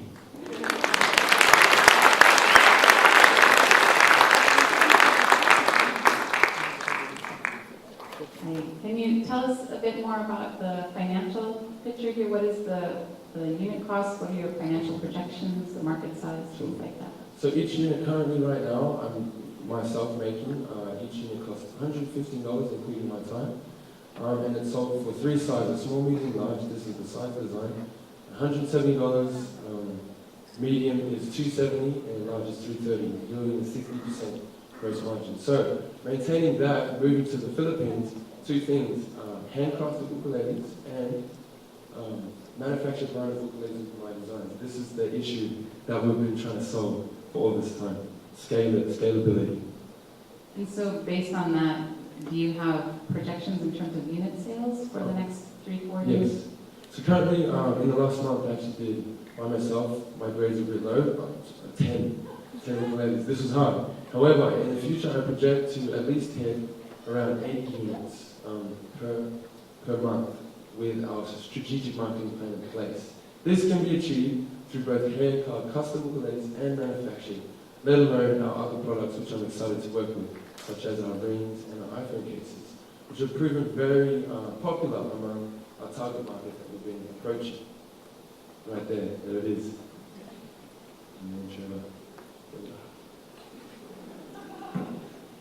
So when you say, so you're expanding to the manufacturer and then also to the Philippines, how much of an increase in capacity would this immediately give you? Right now, if I went to the Philippines, win or lose this show, 40 units can be created. So that's approximately, that would use that money exactly to produce 40 units, sold at roughly 300 apiece. How fast can you make 40 units? It would take anywhere from, I actually asked that question to the manufacturer, but he said anywhere from 2 to 3 months. Time. Thank you.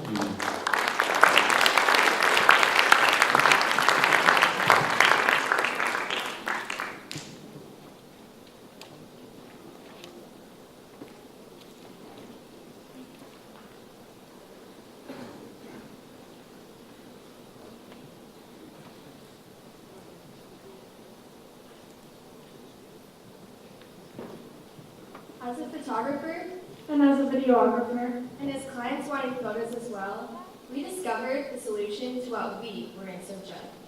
we're currently in the process of developing our app, which is projected to be developed by the end of August. As a high school senior, it was really frustrating for me to try to find some photographers with my graduation pictures. And I wish that I would have been able to search on some specific website that had a way for me to compare portfolios of photographers so that I could find a style that matched what I wanted to portray in my pictures. So as photographers ourselves, it's very, very frustrating when we hire a client and the client steps out. So we created ISO for when you are in search of a photographer that best suits your needs. Creates a platform for us photographers where clients can look up on the app and see your profile, and they can just see what they like and what they don't like, and it's easy for them to get a similar taste.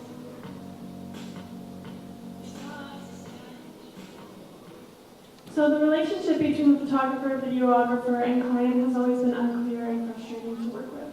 Which is why our solution is connection. With ISO, the customer is able to compare portfolios, contact them immediately through the app, and complete their search for the perfect service provider. And from the perspective of the photographer and videographer, the app simplifies posting a profile, contracting jobs, and making a profit. As far as comparable business models go, TIA, the Imaging Alliance, costs $495 a year, just as a photographer's networking type platform. And Photographer Central, which costs $1,000 a year to be listed in only 5 locations. ISO, the app, is free for all participating users to prevent barriers from growth. We only take a small commission fee of 7% off each transaction, and we have an innovative feedback system for users to rate their experience with a photographer or videographer. For more widespread usage, our marketing strategy includes offering free services to select users at first. As a part of that strategy, we surveyed photographers and videographers across the United States, 81% of which said they would use ISO. We also surveyed just under 100 millennial social media users, who almost all said that they would wish there was a better platform for them to hire a photographer on demand for social media output. Overall, ISO directly benefits a photographer and videographer like ourselves, as well as the client through direct connection, innovative mobile accessibility, and a free global network. With our management team, as seen on this slide, we are confident that ISO is what people are in search of.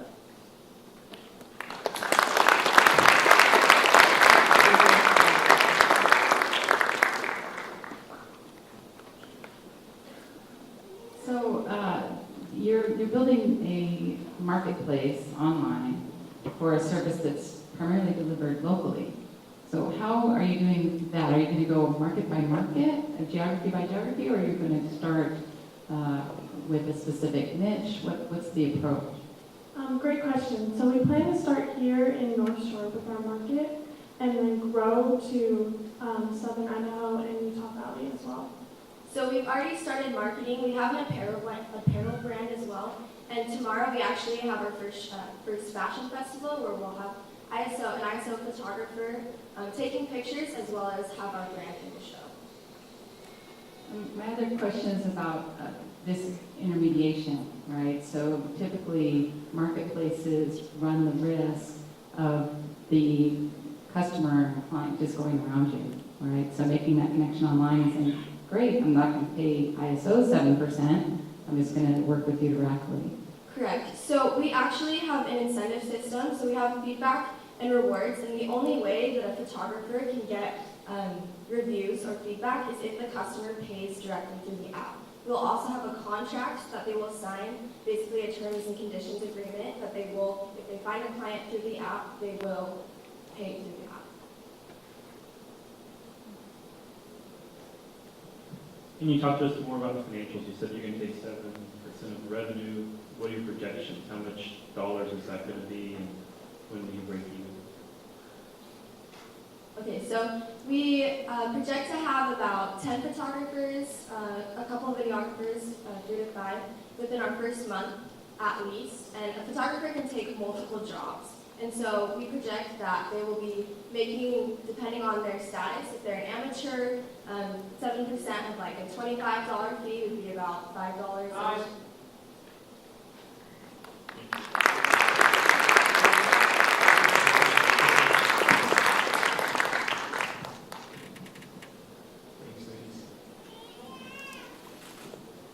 I'd like to introduce to us our fourth judge now. Brother Troy, some of you may know Sister Gabby. Gabby works with us there at the Willis Center. We'd like to put her on the spot, just on principle. In fact, we have some baby pictures that Mom and Dad have provided. I'm kidding, we don't have any baby pictures, Gabby. But this, let me read this about Troy. Troy received his undergraduate degree from Princeton University and has a JD from Stanford University Law School. He is currently the president and CEO of Pinamar Investments. Pinamar has investments in operating businesses in the automotive and software industries. In addition, Troy is a partner in a family real estate partnership that manages some $20 million in commercial and industrial real estate assets. Troy is also an angel investor and has invested in real estate and private equity funds. Troy has served on several community and charitable boards, including our Arapahoe. I should know that. Isn't that Arizona? That feels Arizona. Arapahoe House in Believe in Haiti. Troy has lived in Colorado for more than a decade with his wife and 4 children, the oldest being here with us. Thank you. Gabby, they enjoy international travel and spending time outdoors, taking advantage of all the natural beauty Colorado has to offer. Brother Troy, will you please stand, and can we welcome Brother Troy? Gabby, you don't want to stand? Okay, we'll go from there. We're going to go to this. This will finish out. We need to throw any right now, or we okay to pause for a moment, or do you want to throw 3? Throw a few. Come on, just throw a few. If you didn't get a towel, all the way to the top. All the way to the top, Becky. Right here. He's going to throw out his arm. Almost to PJ. PJ, where are you? Back in the corner. He did it on purpose. We're going to go to the last 3. And that hit him right in the face. Oh, God. The next 3, to close out our digital, we're going to have Brother Kevin speaking about Neighbor, Pinch, and then Ammon Stoop Steels LLC. Take it.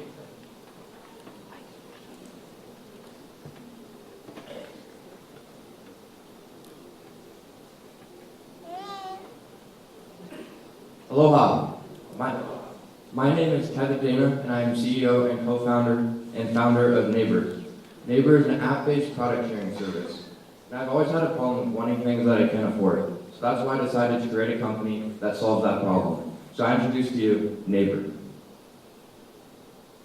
Many of us growing up have had to ask a neighbor for something. Whether that be asking for an extra egg, help with a project, or just borrowing a power tool. Well, now there's an app for that. Introducing Neighbor. Neighbor is the very first product sharing app. So let's say you're having a party and want a popcorn machine. Simply enter the keyword into the app, and that request will be instantly sent out to anyone who has a popcorn machine nearby. They can then choose whether or not to accept the offer. This is a great way to give people access to anything they may need, as well as a way for you to make extra money with things you already own. But it does more than just product sharing. Let's say you need some help cleaning after that party. Simply request it in our app, and instantly people nearby will get the notification. If they choose to accept, we will provide them with the location and when to arrive. So now no matter where you are, you will always have a neighbor. So the current problems right now are having to buy limited use products. You can't work on short notice. If you can't afford a product, you can't use it. And we have high unemployment. Now the value of what we are doing is that anyone who has a product can now make money with it. You can now work on extremely short notice, and you can now use almost any product you want without ever having to buy it. You can get services on very short notice, and you'll have almost unlimited resources. Our target market is the equipment rental market. That current market size is at $52 billion, set to grow at 7%. Now our target age group is millennials, so high school students and college kids. How we make money is we get 40% in each app transaction. We also offer in-app subscription-based promotion, and companies will pay to advertise on our app. Our marketing strategy is social media, PPC marketing, Google AdWords, crowdfunding campaign, with major influence on Instagram. Now our competition mainly is Craigslist and TaskRabbit. Now our advantage is that we do more than service. We also do product sharing, which neither Craigslist nor TaskRabbit do. Now, our financial projections for 2019 are $45,000 gross income, in 2020, $380,000, and in 2021, $1.2 million. Now, the assumptions are that we have 100 transactions our first month, with an average cost of $25, growing at 20% for the first 12 months. So, here at Neighbor, we like to think big. We like to think big. So do me a favor and help make Neighbor BYU Hawaii's first, not million, but billion-dollar company. Thank you.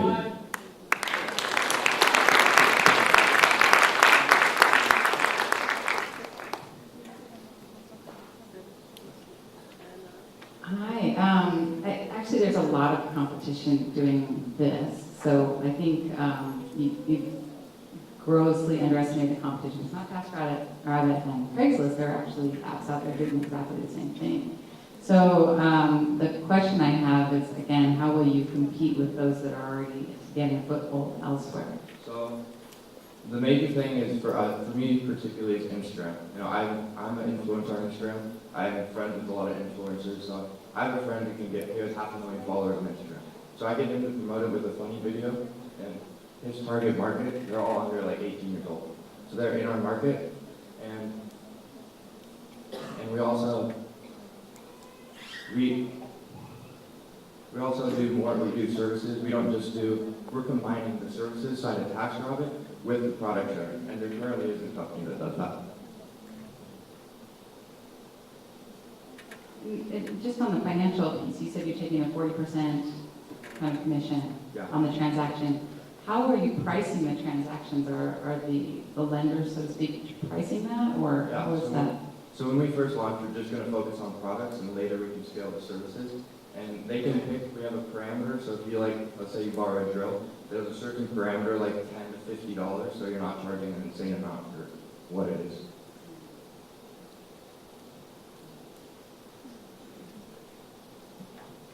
How will you build this app and how much will it cost? So I currently have a software developer at BYU Provo. He's my co-founder. So Nikki Ray, he's currently a computer science major. So he's in the process of building it, and we expect we might be able to outsource for about $10,000 if we do it right.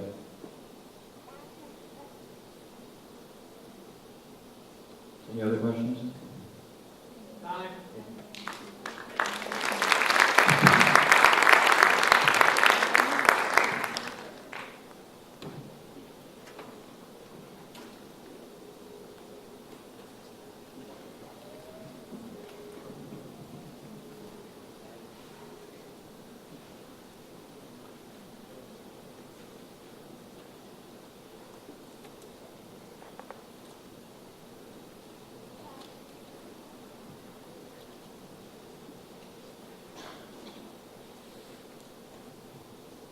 Good morning and aloha. Aloha. So how many of us who are thinking about our finances are struggling and feeling like we're drowning? Raise your hands. Me too.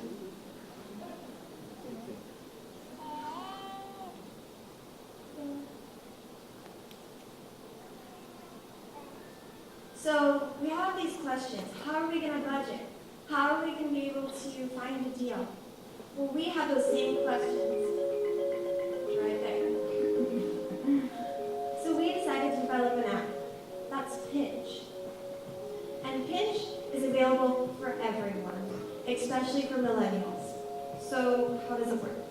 So you link up your bank account or manually input your spending and expenses, and it gives you a personalized budget for you. And then when you decide to spend money, it rewards you based on what you make. Now, if you save that money, you can watch it grow. But if you spend it, you can get rewarded for it. That's why we have Pinch. And it's free on iOS and available to everyone. Now, you might be wondering what makes us different from every other budgeting app out there. How many of us use a budgeting app like Mint or Wallet? A few, very few. Okay, how many of us use a coupon or deal saving app like Shopkicks or Honey? A little bit more. Okay, so now wouldn't it be great if those two things could be in one app? That's what Pinch is. Pinch is combining two worlds and putting them into one. Now, anybody can benefit from this, but the ones who are going to benefit most are us, the 18 to 24-year-old college students. We are the largest and leading demographic in the market today. Why is that so important? Because companies want to know where we're spending our money, because we're the future. They want to know what products and services to come out with next for us. So, how are we going to earn our money? 3 different ways. First way is through simple downloads. There are 2 versions of the app. There's a light version and a full version. Full version will be a one-time only $5 download, which will give you complete access to everything the app has to offer. The second way we earn money is through the advertisements and deals that we get you. So we partner with the companies like Amazon and Target to get you the deals you want so that they can advertise on our platform. The third and most important are the companies who are looking to find out what we're spending our money on. We have all this data, so completely anonymous and without giving any personal data or information, we will sell that data of where we're spending our money to those companies so that they know how to help us in the future. So with Pinch, you can either pinch a penny or pinch a penny. Mahalo.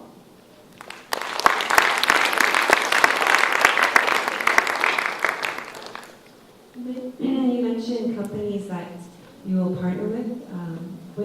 Have you made partnerships with companies like Amazon?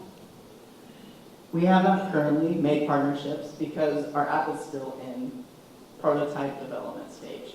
We have an active prototype right now, but because development costs are about $30,000, $35,000, companies are looking for us to actually come up with the app first in order to compete with us. Can you tell us a little bit more about the team? This is going to primarily hinge on this data play, right, that you've discussed. So is there a data scientist on the team? Do you have plans to incorporate that? So we currently have an in-student here at BYU Hawaii who is in ICS and works in sophomore. His name is Dakota Vincent. He's actually going to help us. We've talked to him a couple times, and he's going to help us hopefully make the actual app. Again, we have a prototype that works and is working, and it's quite popular with customers. But he'll help us make the app and hopefully cut down on costs as well. So in addition to the software development, I'm specifically talking about the data development, does he have that kind of expertise? Actually, that would be more my expertise. I'm a business management major, and I like to specialize in both human resources, but especially customer management. It's something that's always been interesting in me. So I've been working on the software and learning more about it. Any other questions? Okay, thank you very much. Mahalo.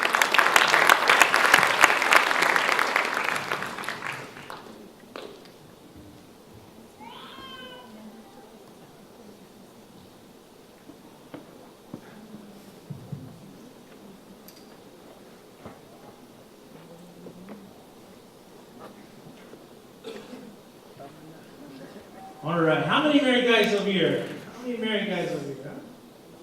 How many of you felt like this when you first got married? And how many of you guys feel like this now? Not exactly what you expected, huh? I love you, my God. Ladies, how many of you swiped right for a guy like this on Tinder, but when you met up with him, you looked more like this? Money, put your hand down. All right, I surveyed 500 people who use apps like Groupon and Living Social, and 75% reported being misled and buying things they weren't expecting. I surveyed and interviewed over 200 local businesses, and over 65% reported losing money using these different apps as well. So I introduced to you Student Steals LLC, what I call a market utopia, where both our merchants and our consumers can live together in happiness. All right, my name is Amelioka. I'm a salespreneur. I've been doing this for over 15 years. I brought in over $1.2 million in sales at PCC, and I'm a local boy, so I understand the local business climate. I'm solving 2 problems. The first, merchants aren't making a lot of money using daily deal apps. Second, consumers get discounts for products they don't want. So I offer a 2-for-1 special. an app that is customizing loyalty programs based on customer preferences, customer spending habits, and will track the ROI for merchants as well through analytical software. How does it work? It's really simple. Our consumers would download an app, they will follow the instructions and shop. Our merchants will receive a tablet in which there's our app downloaded, and our technician will help them to use that and create their first loyalty program.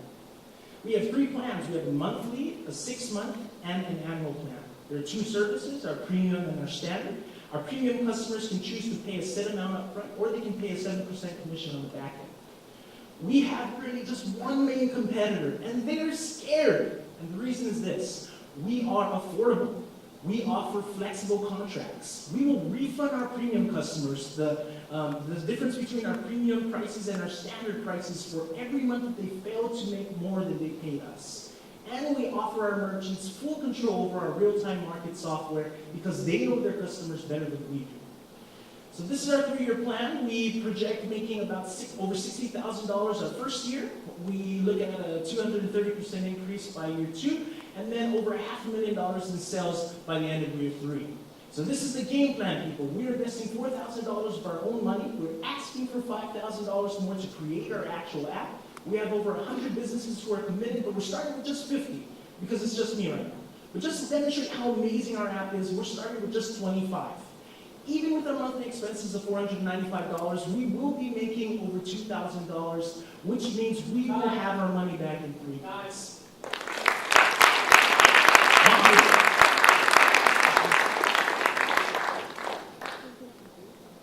Hey, I'm wondering who is developing your app for $5,000 so that you can introduce me to them.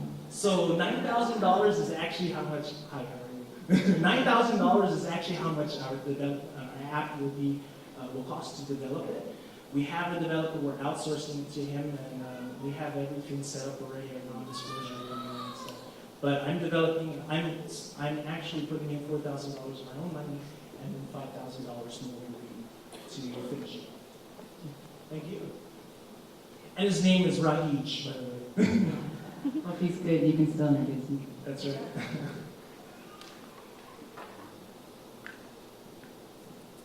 Can you tell us about the scalability? You know, this is a sort of location business, right? Business in one place, customers in one place. Do you plan to do it here in just North Shore and then the rest of the islands, or is it going to go international?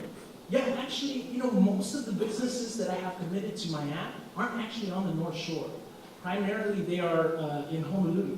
And the reason why I actually am connecting with all these businesses is because of what I do as a freelance tour guide.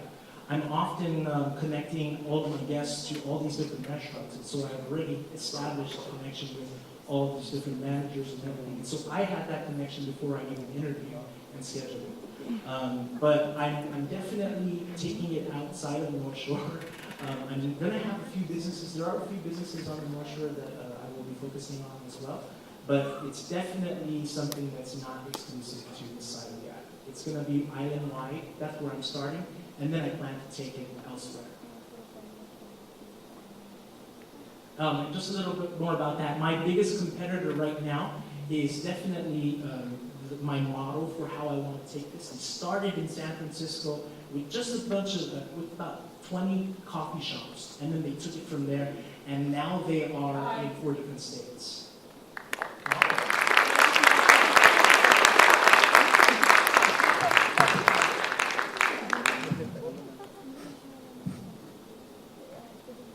I want to make a dating joke right now, but I'm going to hold from doing that. We're going to jump right into the social, although the one judge we have here that most of you as competitors did not get to meet yesterday, but you'll get to meet today, is Shinoa. And I want to read a little bit about her and this whole startup business. I think, and you can see it from the questions. I don't know, how many startups do you think you look at on an annual basis? Thousands? So she's been pitched to more times than she cares to admit, but the amount of experience you get in doing that is wonderful. Shinoa is the managing partner at Blue Startups, a venture accelerator in Honolulu providing investment, mentorship, and workspace to high-growth technology startups. Prior to this, she was the managing director for Hawaii Angels and a founder at HI Impact? High impact. High Impact. So I say that and I think Hawaii. High Impact. Shinoa, a graduate from the University of California, Santa Cruz, with a bachelor's degree in political science and government, and later received her MBA from the University of Hawaii. I think that's an interesting background, by the way, to get into the venture world. I think that's a question that we're going to learn more about. Yeah, actually David was just asking me that on the drive up here. How did you end up where you are? You know, luck and chance, like most people in this world. We like it. We like it. Show is very well connected in the private equity world, and while working with Blue Startups, recently sponsored the East Meets West Summit, which is the largest startup event of the year here in Hawaii. Will you please stand and let us welcome you, our aloha here for the Hawaii Award.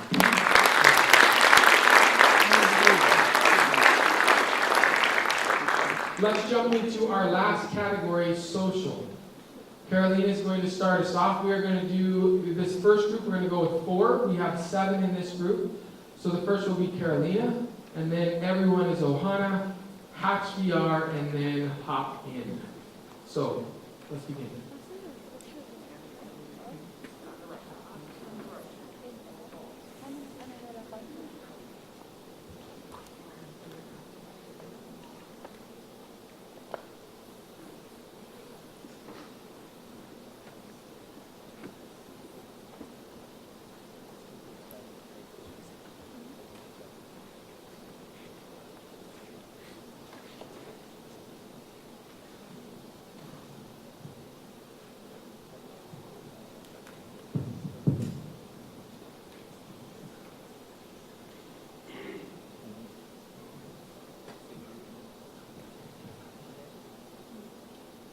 Hola, my name is April Grover. I'm Venezolana.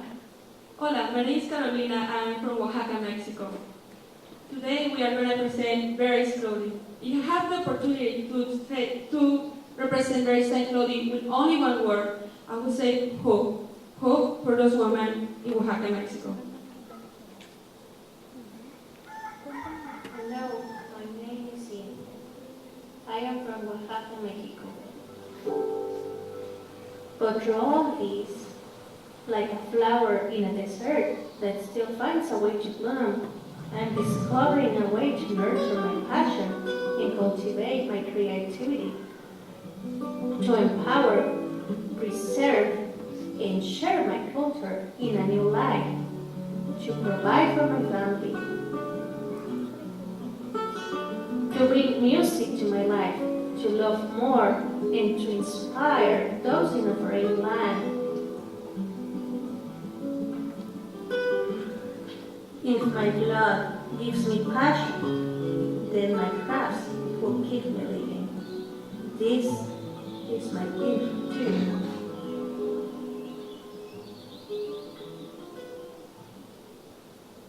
Very slowly was inspired by a widow woman.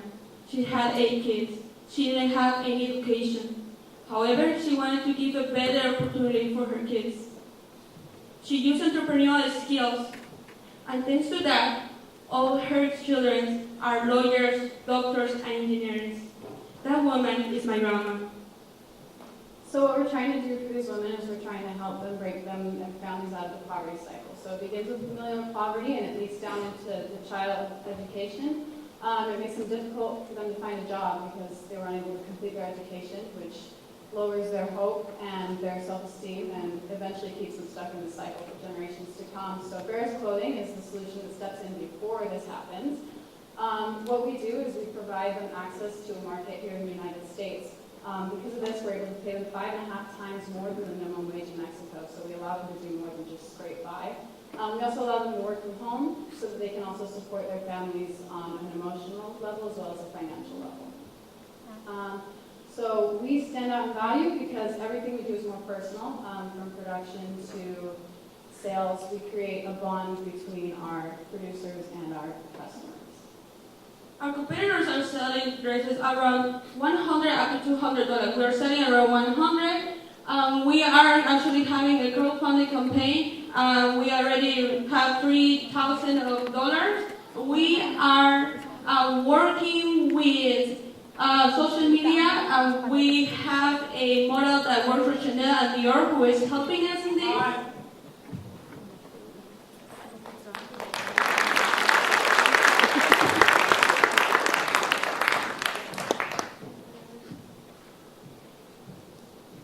So you mentioned that you're able to provide the same type of clothing at lower cost. What is bringing your costs down so that you can charge less?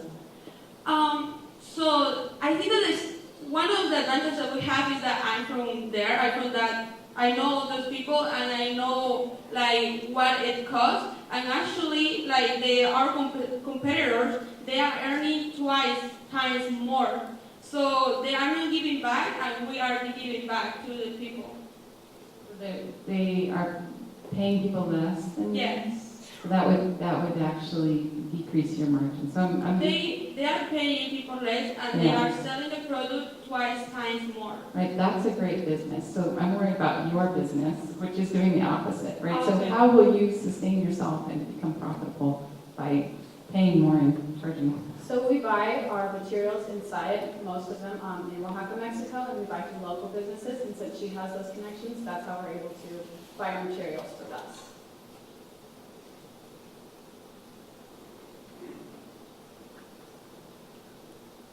Any other question? What are the margins on these dresses and blouses? Oh, so for example, this dress costs $100, and that's how much we are selling for. It costs half than that, and it covers all the payments, materials, and everything. But when I know that it will cost at the end a little bit more to us for the shipping and all the stuff. But we are currently working with a lawyer in Mexico who knows all these things of shipping. Do you have a scalability cap? Because I can only imagine there's only so many people who could make these dresses. What's the cap? Oh, so there is a town that, in that town, all the women know how to do this. And it's around 200 women. So they can make...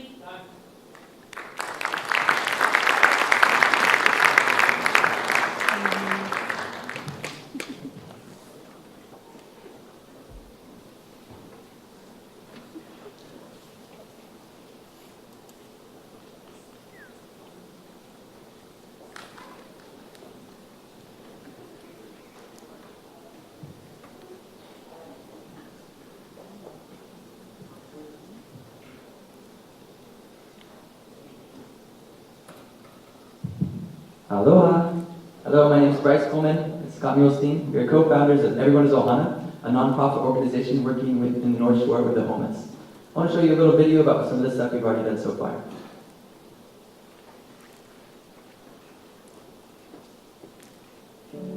When people think of Hawaii, most think of a tropical paradise.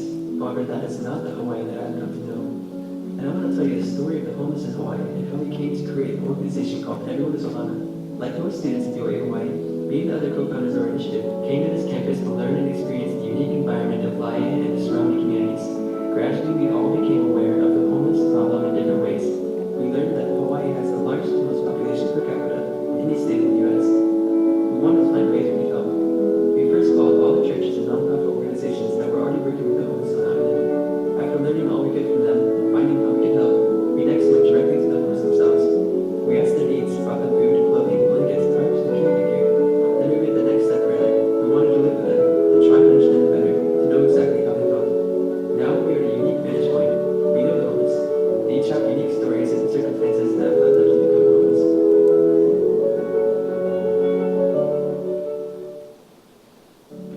When people... So did you know that in Hawaii it's been declared a state of emergency? Homelessness in Hawaii has gone to a crazy rate, and the governor has called on individuals and communities to solve this problem. So I want to talk to you about our solution to this problem. After meeting with the homeless for a good amount of time, we realized a lot of them come from very difficult families. And after talking to them, we realized the key is personal interaction. This might sound kind of funny to us because all of us have good personal interaction. But a lot of these people are in isolation, and we hardly get to talk to other people. So we've created a structure.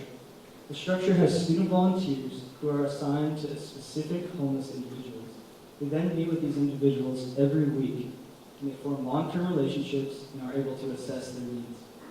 We've created a website where we tell the homeless and their stories and allow for site users to directly purchase the things that the homeless need in order to succeed with their life. We're not just giving the homeless things, but giving homeless people the things they need to succeed. The beauty of the site is it allows people to see directly where their money is going. Many people don't like giving to certain charities because they can't see where their money is going. But with our organization, we allow for that to be transparent. Once these items are delivered, we continue meeting with the homeless and connect them to things that they need. Some people need to be connected with addiction recovery programs, but other people need to be connected to other things. The benefit is that we see the homeless as people, and form long-term relationships, and treat them as family. Thank you.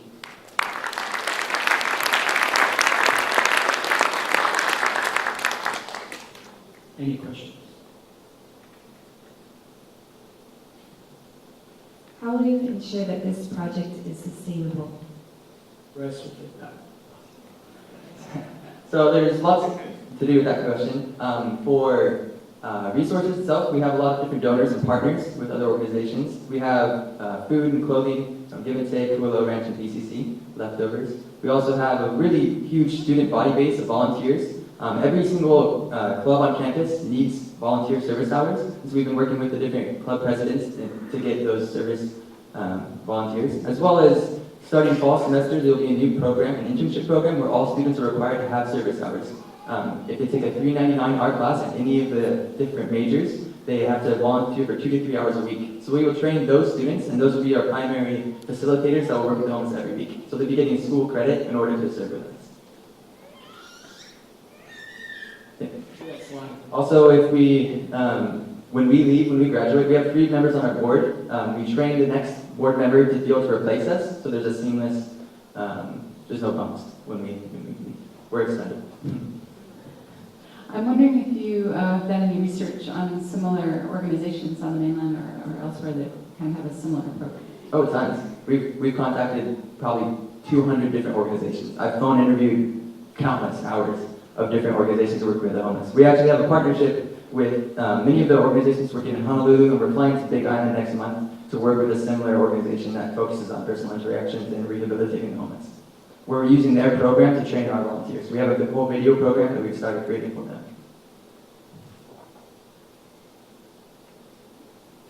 Any other questions? All right. If you guys could help us, that'd be sweet. We do volunteer efforts all the time. Join in. This Saturday, we have a service project, 8 o'clock in the K Center. Come pass out food and clothing if you want to come. It's a lot of fun.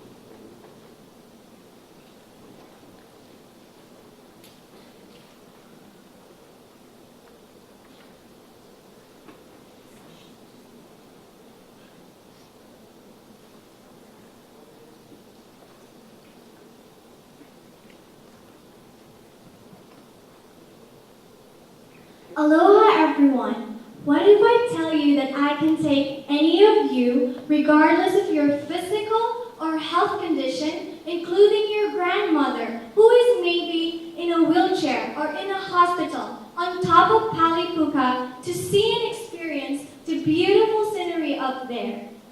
Ladies and gentlemen, introducing Hatch VR. Our project integrates the use of virtual reality technology to enable debilitated people, especially seniors who are in nursing homes, to explore the world safely and to lead fuller lives. They can visit any place they wish to see in an interactive and immersive way. There are many benefits that virtual reality can offer to us, and we will show you one of these benefits through this video.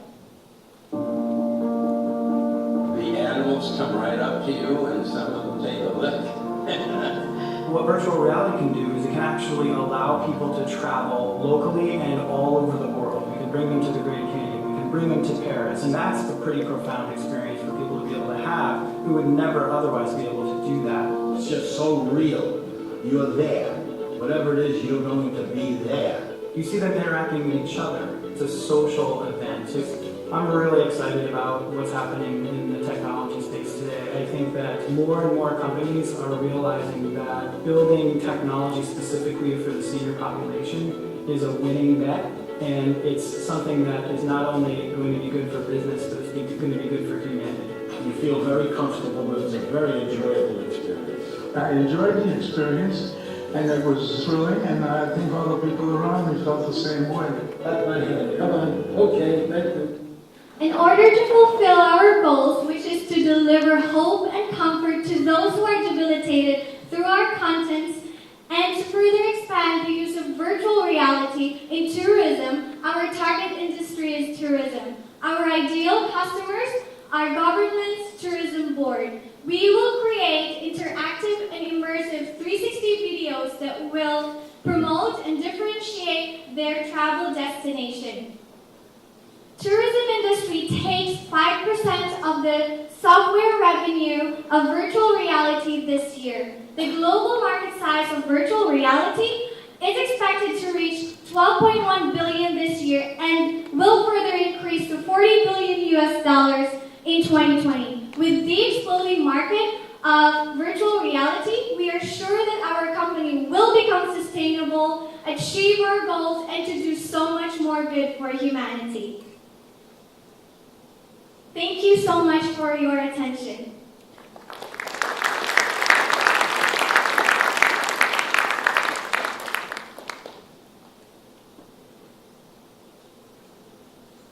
So can you tell us exactly what you've done so far? What have you actually developed?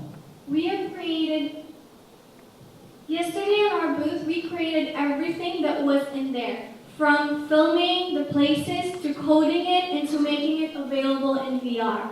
And we have contacted the Philippine Tourism Board and expressed that we would like to do this project in our country because that's where we all came from, and they seemed supportive and they wanted us to submit the damn project proposal. So what you have currently is a library of content and VR content. Is that? We do have. It? We have at least 5. Yes, we currently have 5 content videos, and we developed a beta app, which was everyone saw on the booth yesterday.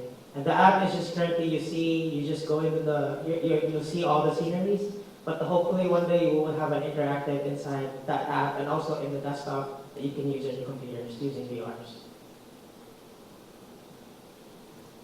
On the slide behind you, it says that you're going to have revenue of $20,000 for each video. What's that assumption based on? So we called some of our competitors. I called them. I asked them that if I were to ask them to make 5 videos in the Philippines, our prices varies because of the different places. So it depends with the amount of money the value of money in that place. But I asked them if they're going to make 5 videos of different 5 destinations in the Philippines, how much would it cost them? And they said that it would at least cost them $25,000, but that doesn't include the travel and the lodging. It really depends as well with how many people are going there to make it.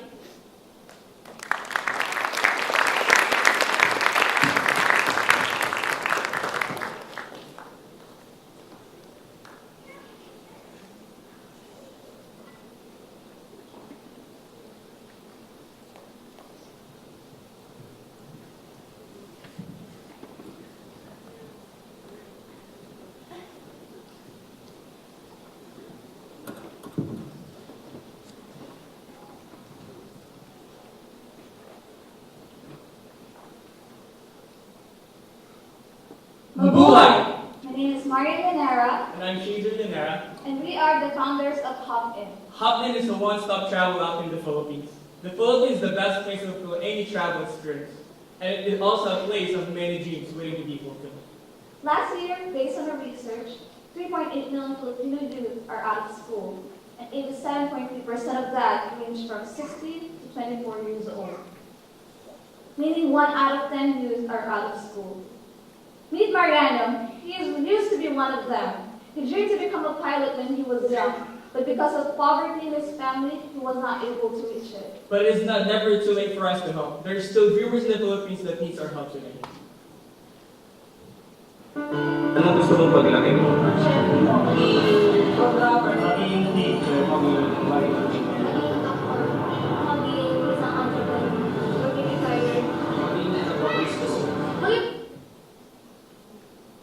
And to help them, we are developing an app. Hop-In is a one-stop travel app that helps tourists book tour guides, restaurants, festivals, hotels, and travel attractions with just one, while giving education to the youth and also pay for their employment. Hop-In collaborates with BYU Pathway Philippines and other schools in the Philippines such as STI, TESDA, and more to come. Why is it sustainable? For exchange of the service that we have rendered, Hop-In will take 50% out of the subtotal payment of the tourists and also 3% out of the subtotal payout of the third-party companies. The profit will go directly to the education of the students and also pay for their employment. So tourism in the Philippines is a booming industry. So in our 5th year, we are projected to have a sales revenue of $267,500. Hop-In will also use social media to advertise the app. Hop-In will use videos such as this.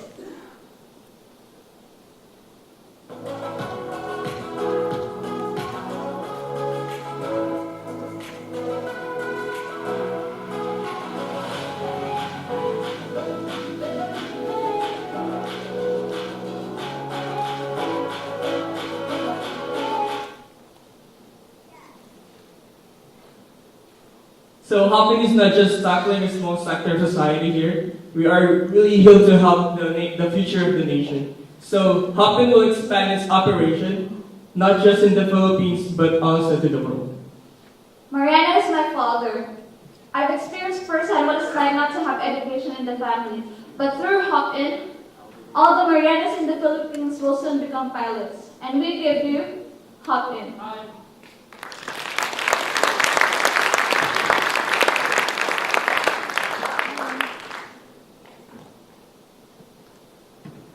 So I'm a little confused about what your business actually does. Can you walk me through it a little bit more? So it's primarily a tourism app where I can book things like the adventure hotel, etc. How is it relating to students and employment? I didn't quite get it. Thank you for that question. So our app is a one-stop travel app in the Philippines. So we will provide everything to the guests, from hotel to restaurants and everything they need to do the travel. And we will also provide them tour guides that will help them during their travel. These tour guides are the beneficiary of Hop-In. They are the ones who will get the education as well as the employment in Hop-In. And there will also be people that will work in the back office and the ticketing. Those people are also students. Basically, all of the employees of Hop-In will be students. And where is the inventory coming from? Do you have a partner that's providing the inventory, or are you going out and procuring that yourselves? So the inventory is that the third-party companies, right? So we will collaborate with the third-party, the local businesses which are not known, unlike the big companies that are known in the Philippines. So we will go to their places and talk to them and ask them if they want to be featured in our website. And then in terms of booking online, obviously those smaller operations aren't able to do that. So will you have a call center, or how will you actually facilitate the bookings? So, yeah, like what she said earlier, we have a back office which would work with our call center, with our customer service team and sales team to further increase our sales every year.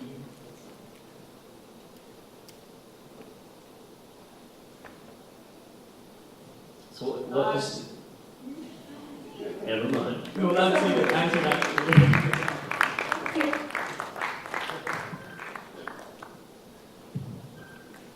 reminder, again, those of you that have the VR Junkies play, right? Stick around, and as you leave, you'll be able to get a soda bomb small drink. Let's jump right in. Almost, no, you can't start, get up there. We're going to go with these two Gilpin brothers, and then we're going to go with Brother Nate and Brother David, and he will close out the social category. Take it.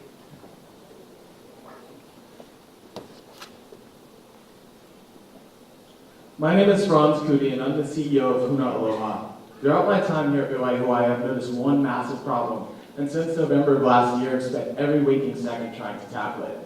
There's a bubble around this school and its students that keeps them separated from the amazing local community, and it's depriving this college from being the once-in-a-lifetime experience it's designed to be. The students here keep to themselves. Imagine a high school clique. And when they graduate and move away, they look back on their time here and think, wow, that was some good adventuring. It's the most selfish college experience I could possibly conceive of, and it's quite literally ruining the relationship with the local community. Many have expressed the words, I hate BYU Hawaii students to me. Out of pure desperation, and as a part of this school, I decided, instead of making friends and climbing social ladders, I'm going to devote everything I am to destroying this bubble. So far, it has been the hardest, most gut-wrenching experience of my life. But when the first project was happening at a local high school, and I saw our students out there contributing something real and meaningful to people they didn't even know, it became the most rewarding.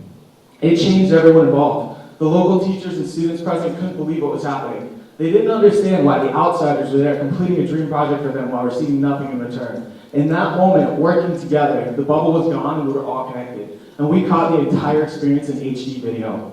I left that day exhausted, emotionally stirred, and having paid for the entire thing myself, completely broke. I knew something amazing had just happened, and with only $11 in my bank account, knew I had to find a way to do it again and again. But how? Then it hit me, the video. I realized by creating a reality web series and a brand with products for sale, we could grow and market to an audience full of incredible people who are attracted to content like this. An audience filled with those people could be the most powerful thing a web series has ever seen. And with their support, we could continue doing projects and producing amazing content.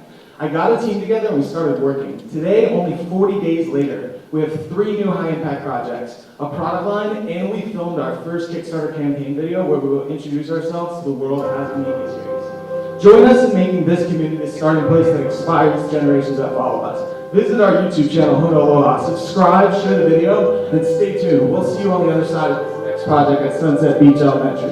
Mahalo. Once we hear the alarm, we'll go down under by the field, and then we go onto the road. Everyone has to go on the road to get to where we're going to go. The route we have right now, it takes 45 minutes. The path is so narrow, only like one class can go at a time, and you don't want to do the drill, so there's lots of preparation. But if it when it's not a drill, it seems like it kind of wouldn't work and it would be way more hectic.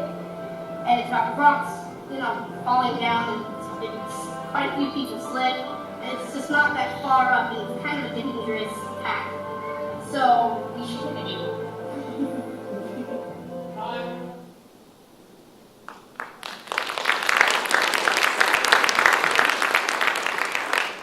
So with your web series, from what I'm gathering right now, it's going to be a YouTube-type hosted web series. Is your plan to make money off of monetization through YouTube or merch, or what is the revenue stream look like?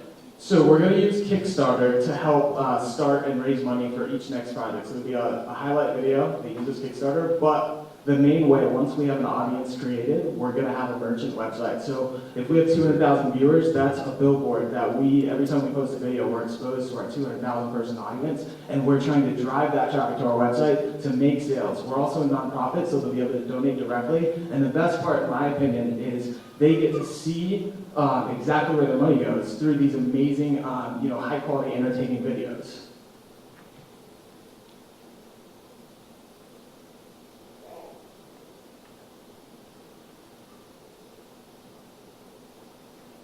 How is your current Kickstarter going? So we haven't launched it yet. We wanted to do it right, so we're planning on launching the Kickstarter in the next 3 to 4 weeks. We have the video finished. We have pretty much the scripts written up, but we want, so for example, as far as marketing goes, we're launching the YouTube channel, we're having a launch party on Sunday, so we're gonna have 200 students, many of them, who are in the video, launch it through Facebook, spread it everywhere, trying to get their friends, family, everybody to subscribe, to know about us, and subscribe to the channel, and that way we'll use that audience to launch with the Kickstarter as well. What strategic partnerships do you have in place on the island? So on the island, we don't have any yet. There's several that we're trying to get. Kokua Foundation with Jack Johnson for this next project at Sunset Beach Elementary. Dwayne Johnson for the Kahuku project after that. And there's also several influencers at UI Hawaii that we're trying to work with as well. That'll definitely be a big part of our business, is getting strategic partnerships.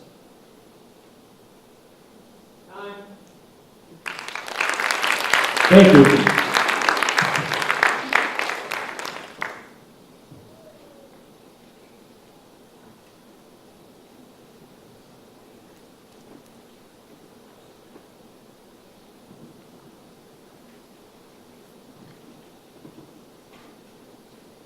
Working as a midwife in Vanuatu definitely had its challenges. I remember this one woman in particular. I was extremely nervous for her and her baby because I didn't think she was going to make it. She was really high risk, and it was a very nerve-wracking experience not having the right medical equipment to help her.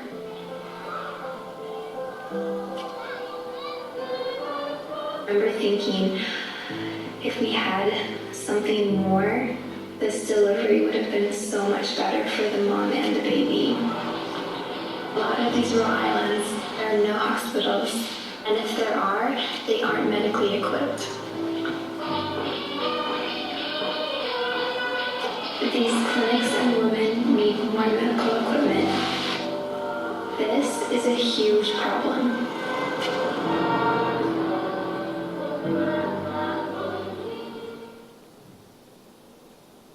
My name is Nathan, that was my beautiful wife, and I'm the co-founder of Ruby. The product, app, and patents are finally done. Now we can focus on the social crisis at hand. Every day there are over 7,000 stillbirths. Above is a comparison of the amount of SIDS to stillbirths within the United States. On a global scale, there are 2 to 3 times as many stillbirths in the Pacific Islands than within the United States. This is a huge problem. So much so that the United Nations made it 2 of their goals. Ruby provides the mechanism to the UN's inspired intentions. The only real competition we have are the fetal Dopplers, which is the device my wife was referring to in the video. And really, they're part of the problem. Ruby is the world's first completely passive pregnancy monitor. Embedded into a maternity band are piezo-resistant nickel-infused silicone string sensors, which it just sensors. Count the duration of kicks, and then send that information to the mom in real time. Above is our market size. This is important because at the core of our nonprofit is a resource sharing model. A mom can either, 1, buy a band, or she can buy a Ruby pink band, and for just $25 extra, we will send a band to a woman in a developing country for free. Above is our go-to-market strategy, which I would love to get into detail on our Kickstarter going in 25 days, maybe after. Our cost to manufacture, customer acquisition, and price point. Judges, in closing, 15 stillbirths just happened since the time I stepped on this stage. If you hope not only to make a change in this generation, but bring a generation to life, please vote Ruby. Thank you.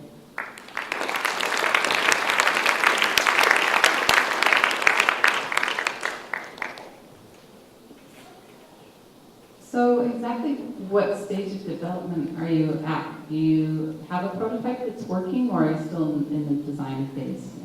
We have created 14 prototypes, and now we have a perfect prototype manufacturing set up. Same manufacturer that did Outlet, the baby sock, who will be taking care of our, Peter Ransom, who will be taking care of our manufacturing. We're launching our Kickstarter in 25 days, woo! And that will pay for us to get our first 10,000 orders.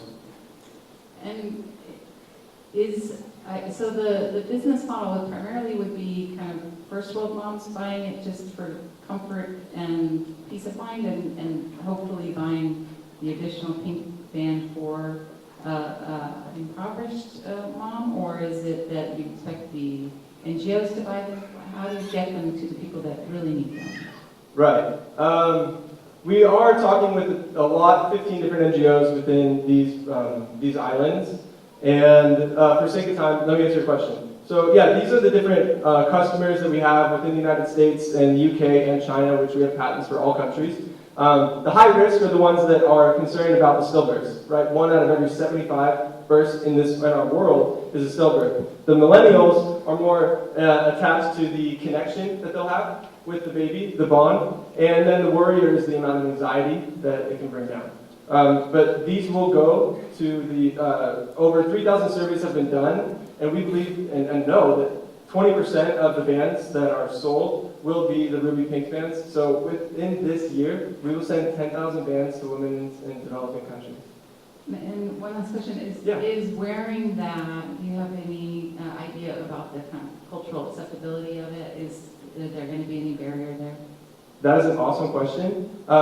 We do see that some, just because it's really hot and what they wear, I mean, you saw the videos, they're not really, my wife and mom watching, they're not really. We made it.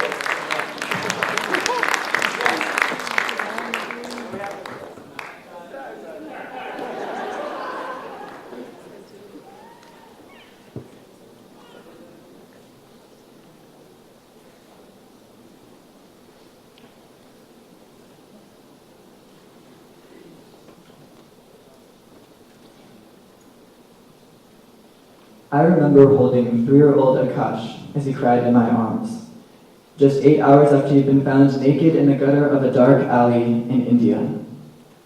153 million children suffer from the trauma of abandonment, abuse, poverty, and growing up feeling unloved and rejected by society.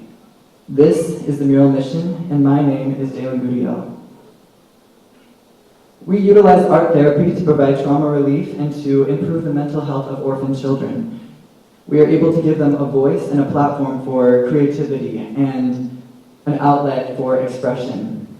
By doing this, we are able to combat the severe depression and sense of abandonment and the low self-esteem that they develop that leads to very self-harming habits. Through art therapy, we are able to give them life skills and provide enrichment beyond that of just basic necessities to ensure that they not just survive while living in an orphanage, but that they are empowered to thrive in their lives afterwards.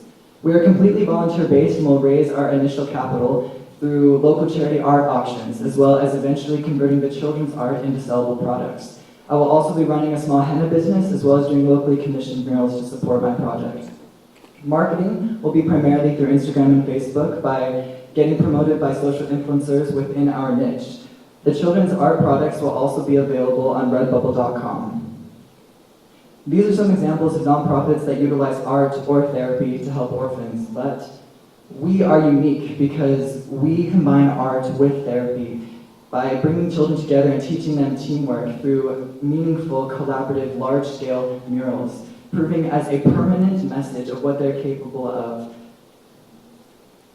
Our board of ambassadors includes a professional therapist, artist, as well as an art teacher, including financial and marketing specialists, all of which have extensive humanitarian experience abroad. As a whole, we need $2,347 exactly to execute our entire next project at the CICFO orphanage in Cambodia this summer. Like our project, we realize that every orphan in this world is unique, with different stories, backgrounds, and hardships. But the Mural Mission unites them all in bringing them together to realize their potential and creating something that is beyond the limits of their circumstances. This is our mission. Thank you.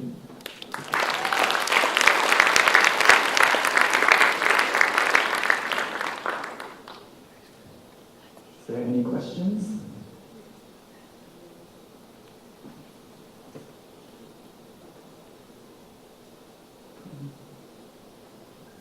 Are you familiar with the work that was done in the slums in Brazil with the murals there? Was it I'm not, was it specifically for orphanages? Or It what was that wasn't, project? but you should just take a look at Yeah, it, definitely. comment, I'd love because it's to. pretty inspiring what they did there. This artist created basically one picture by using multiple canvases, meaning all of the sides of various slum buildings, so that from a distance it created one picture. And the effect of it was to raise the spirits of everyone who lived there, to be a part of that and to participate in it. And now they have created basically a tourist attraction. So they really flipped it on its head, right? So I would encourage you to think, more about that. How can you create, even here locally, like our local powwow effort in Kaka'ako is now a tourist attraction, right? So it's creating more donations and that sort of thing. Yeah, I've actually wanted to do a project locally on Oahu as well. I talked to Bryce, the homelessness project. I visited the Waianae homeless village, and they actually have, I think, 28 different children living there, and they said they would love to have me do different art projects with them and to help them overcome their hardships and to express and give them, a voice and be able to create something that will share a message with other people as well.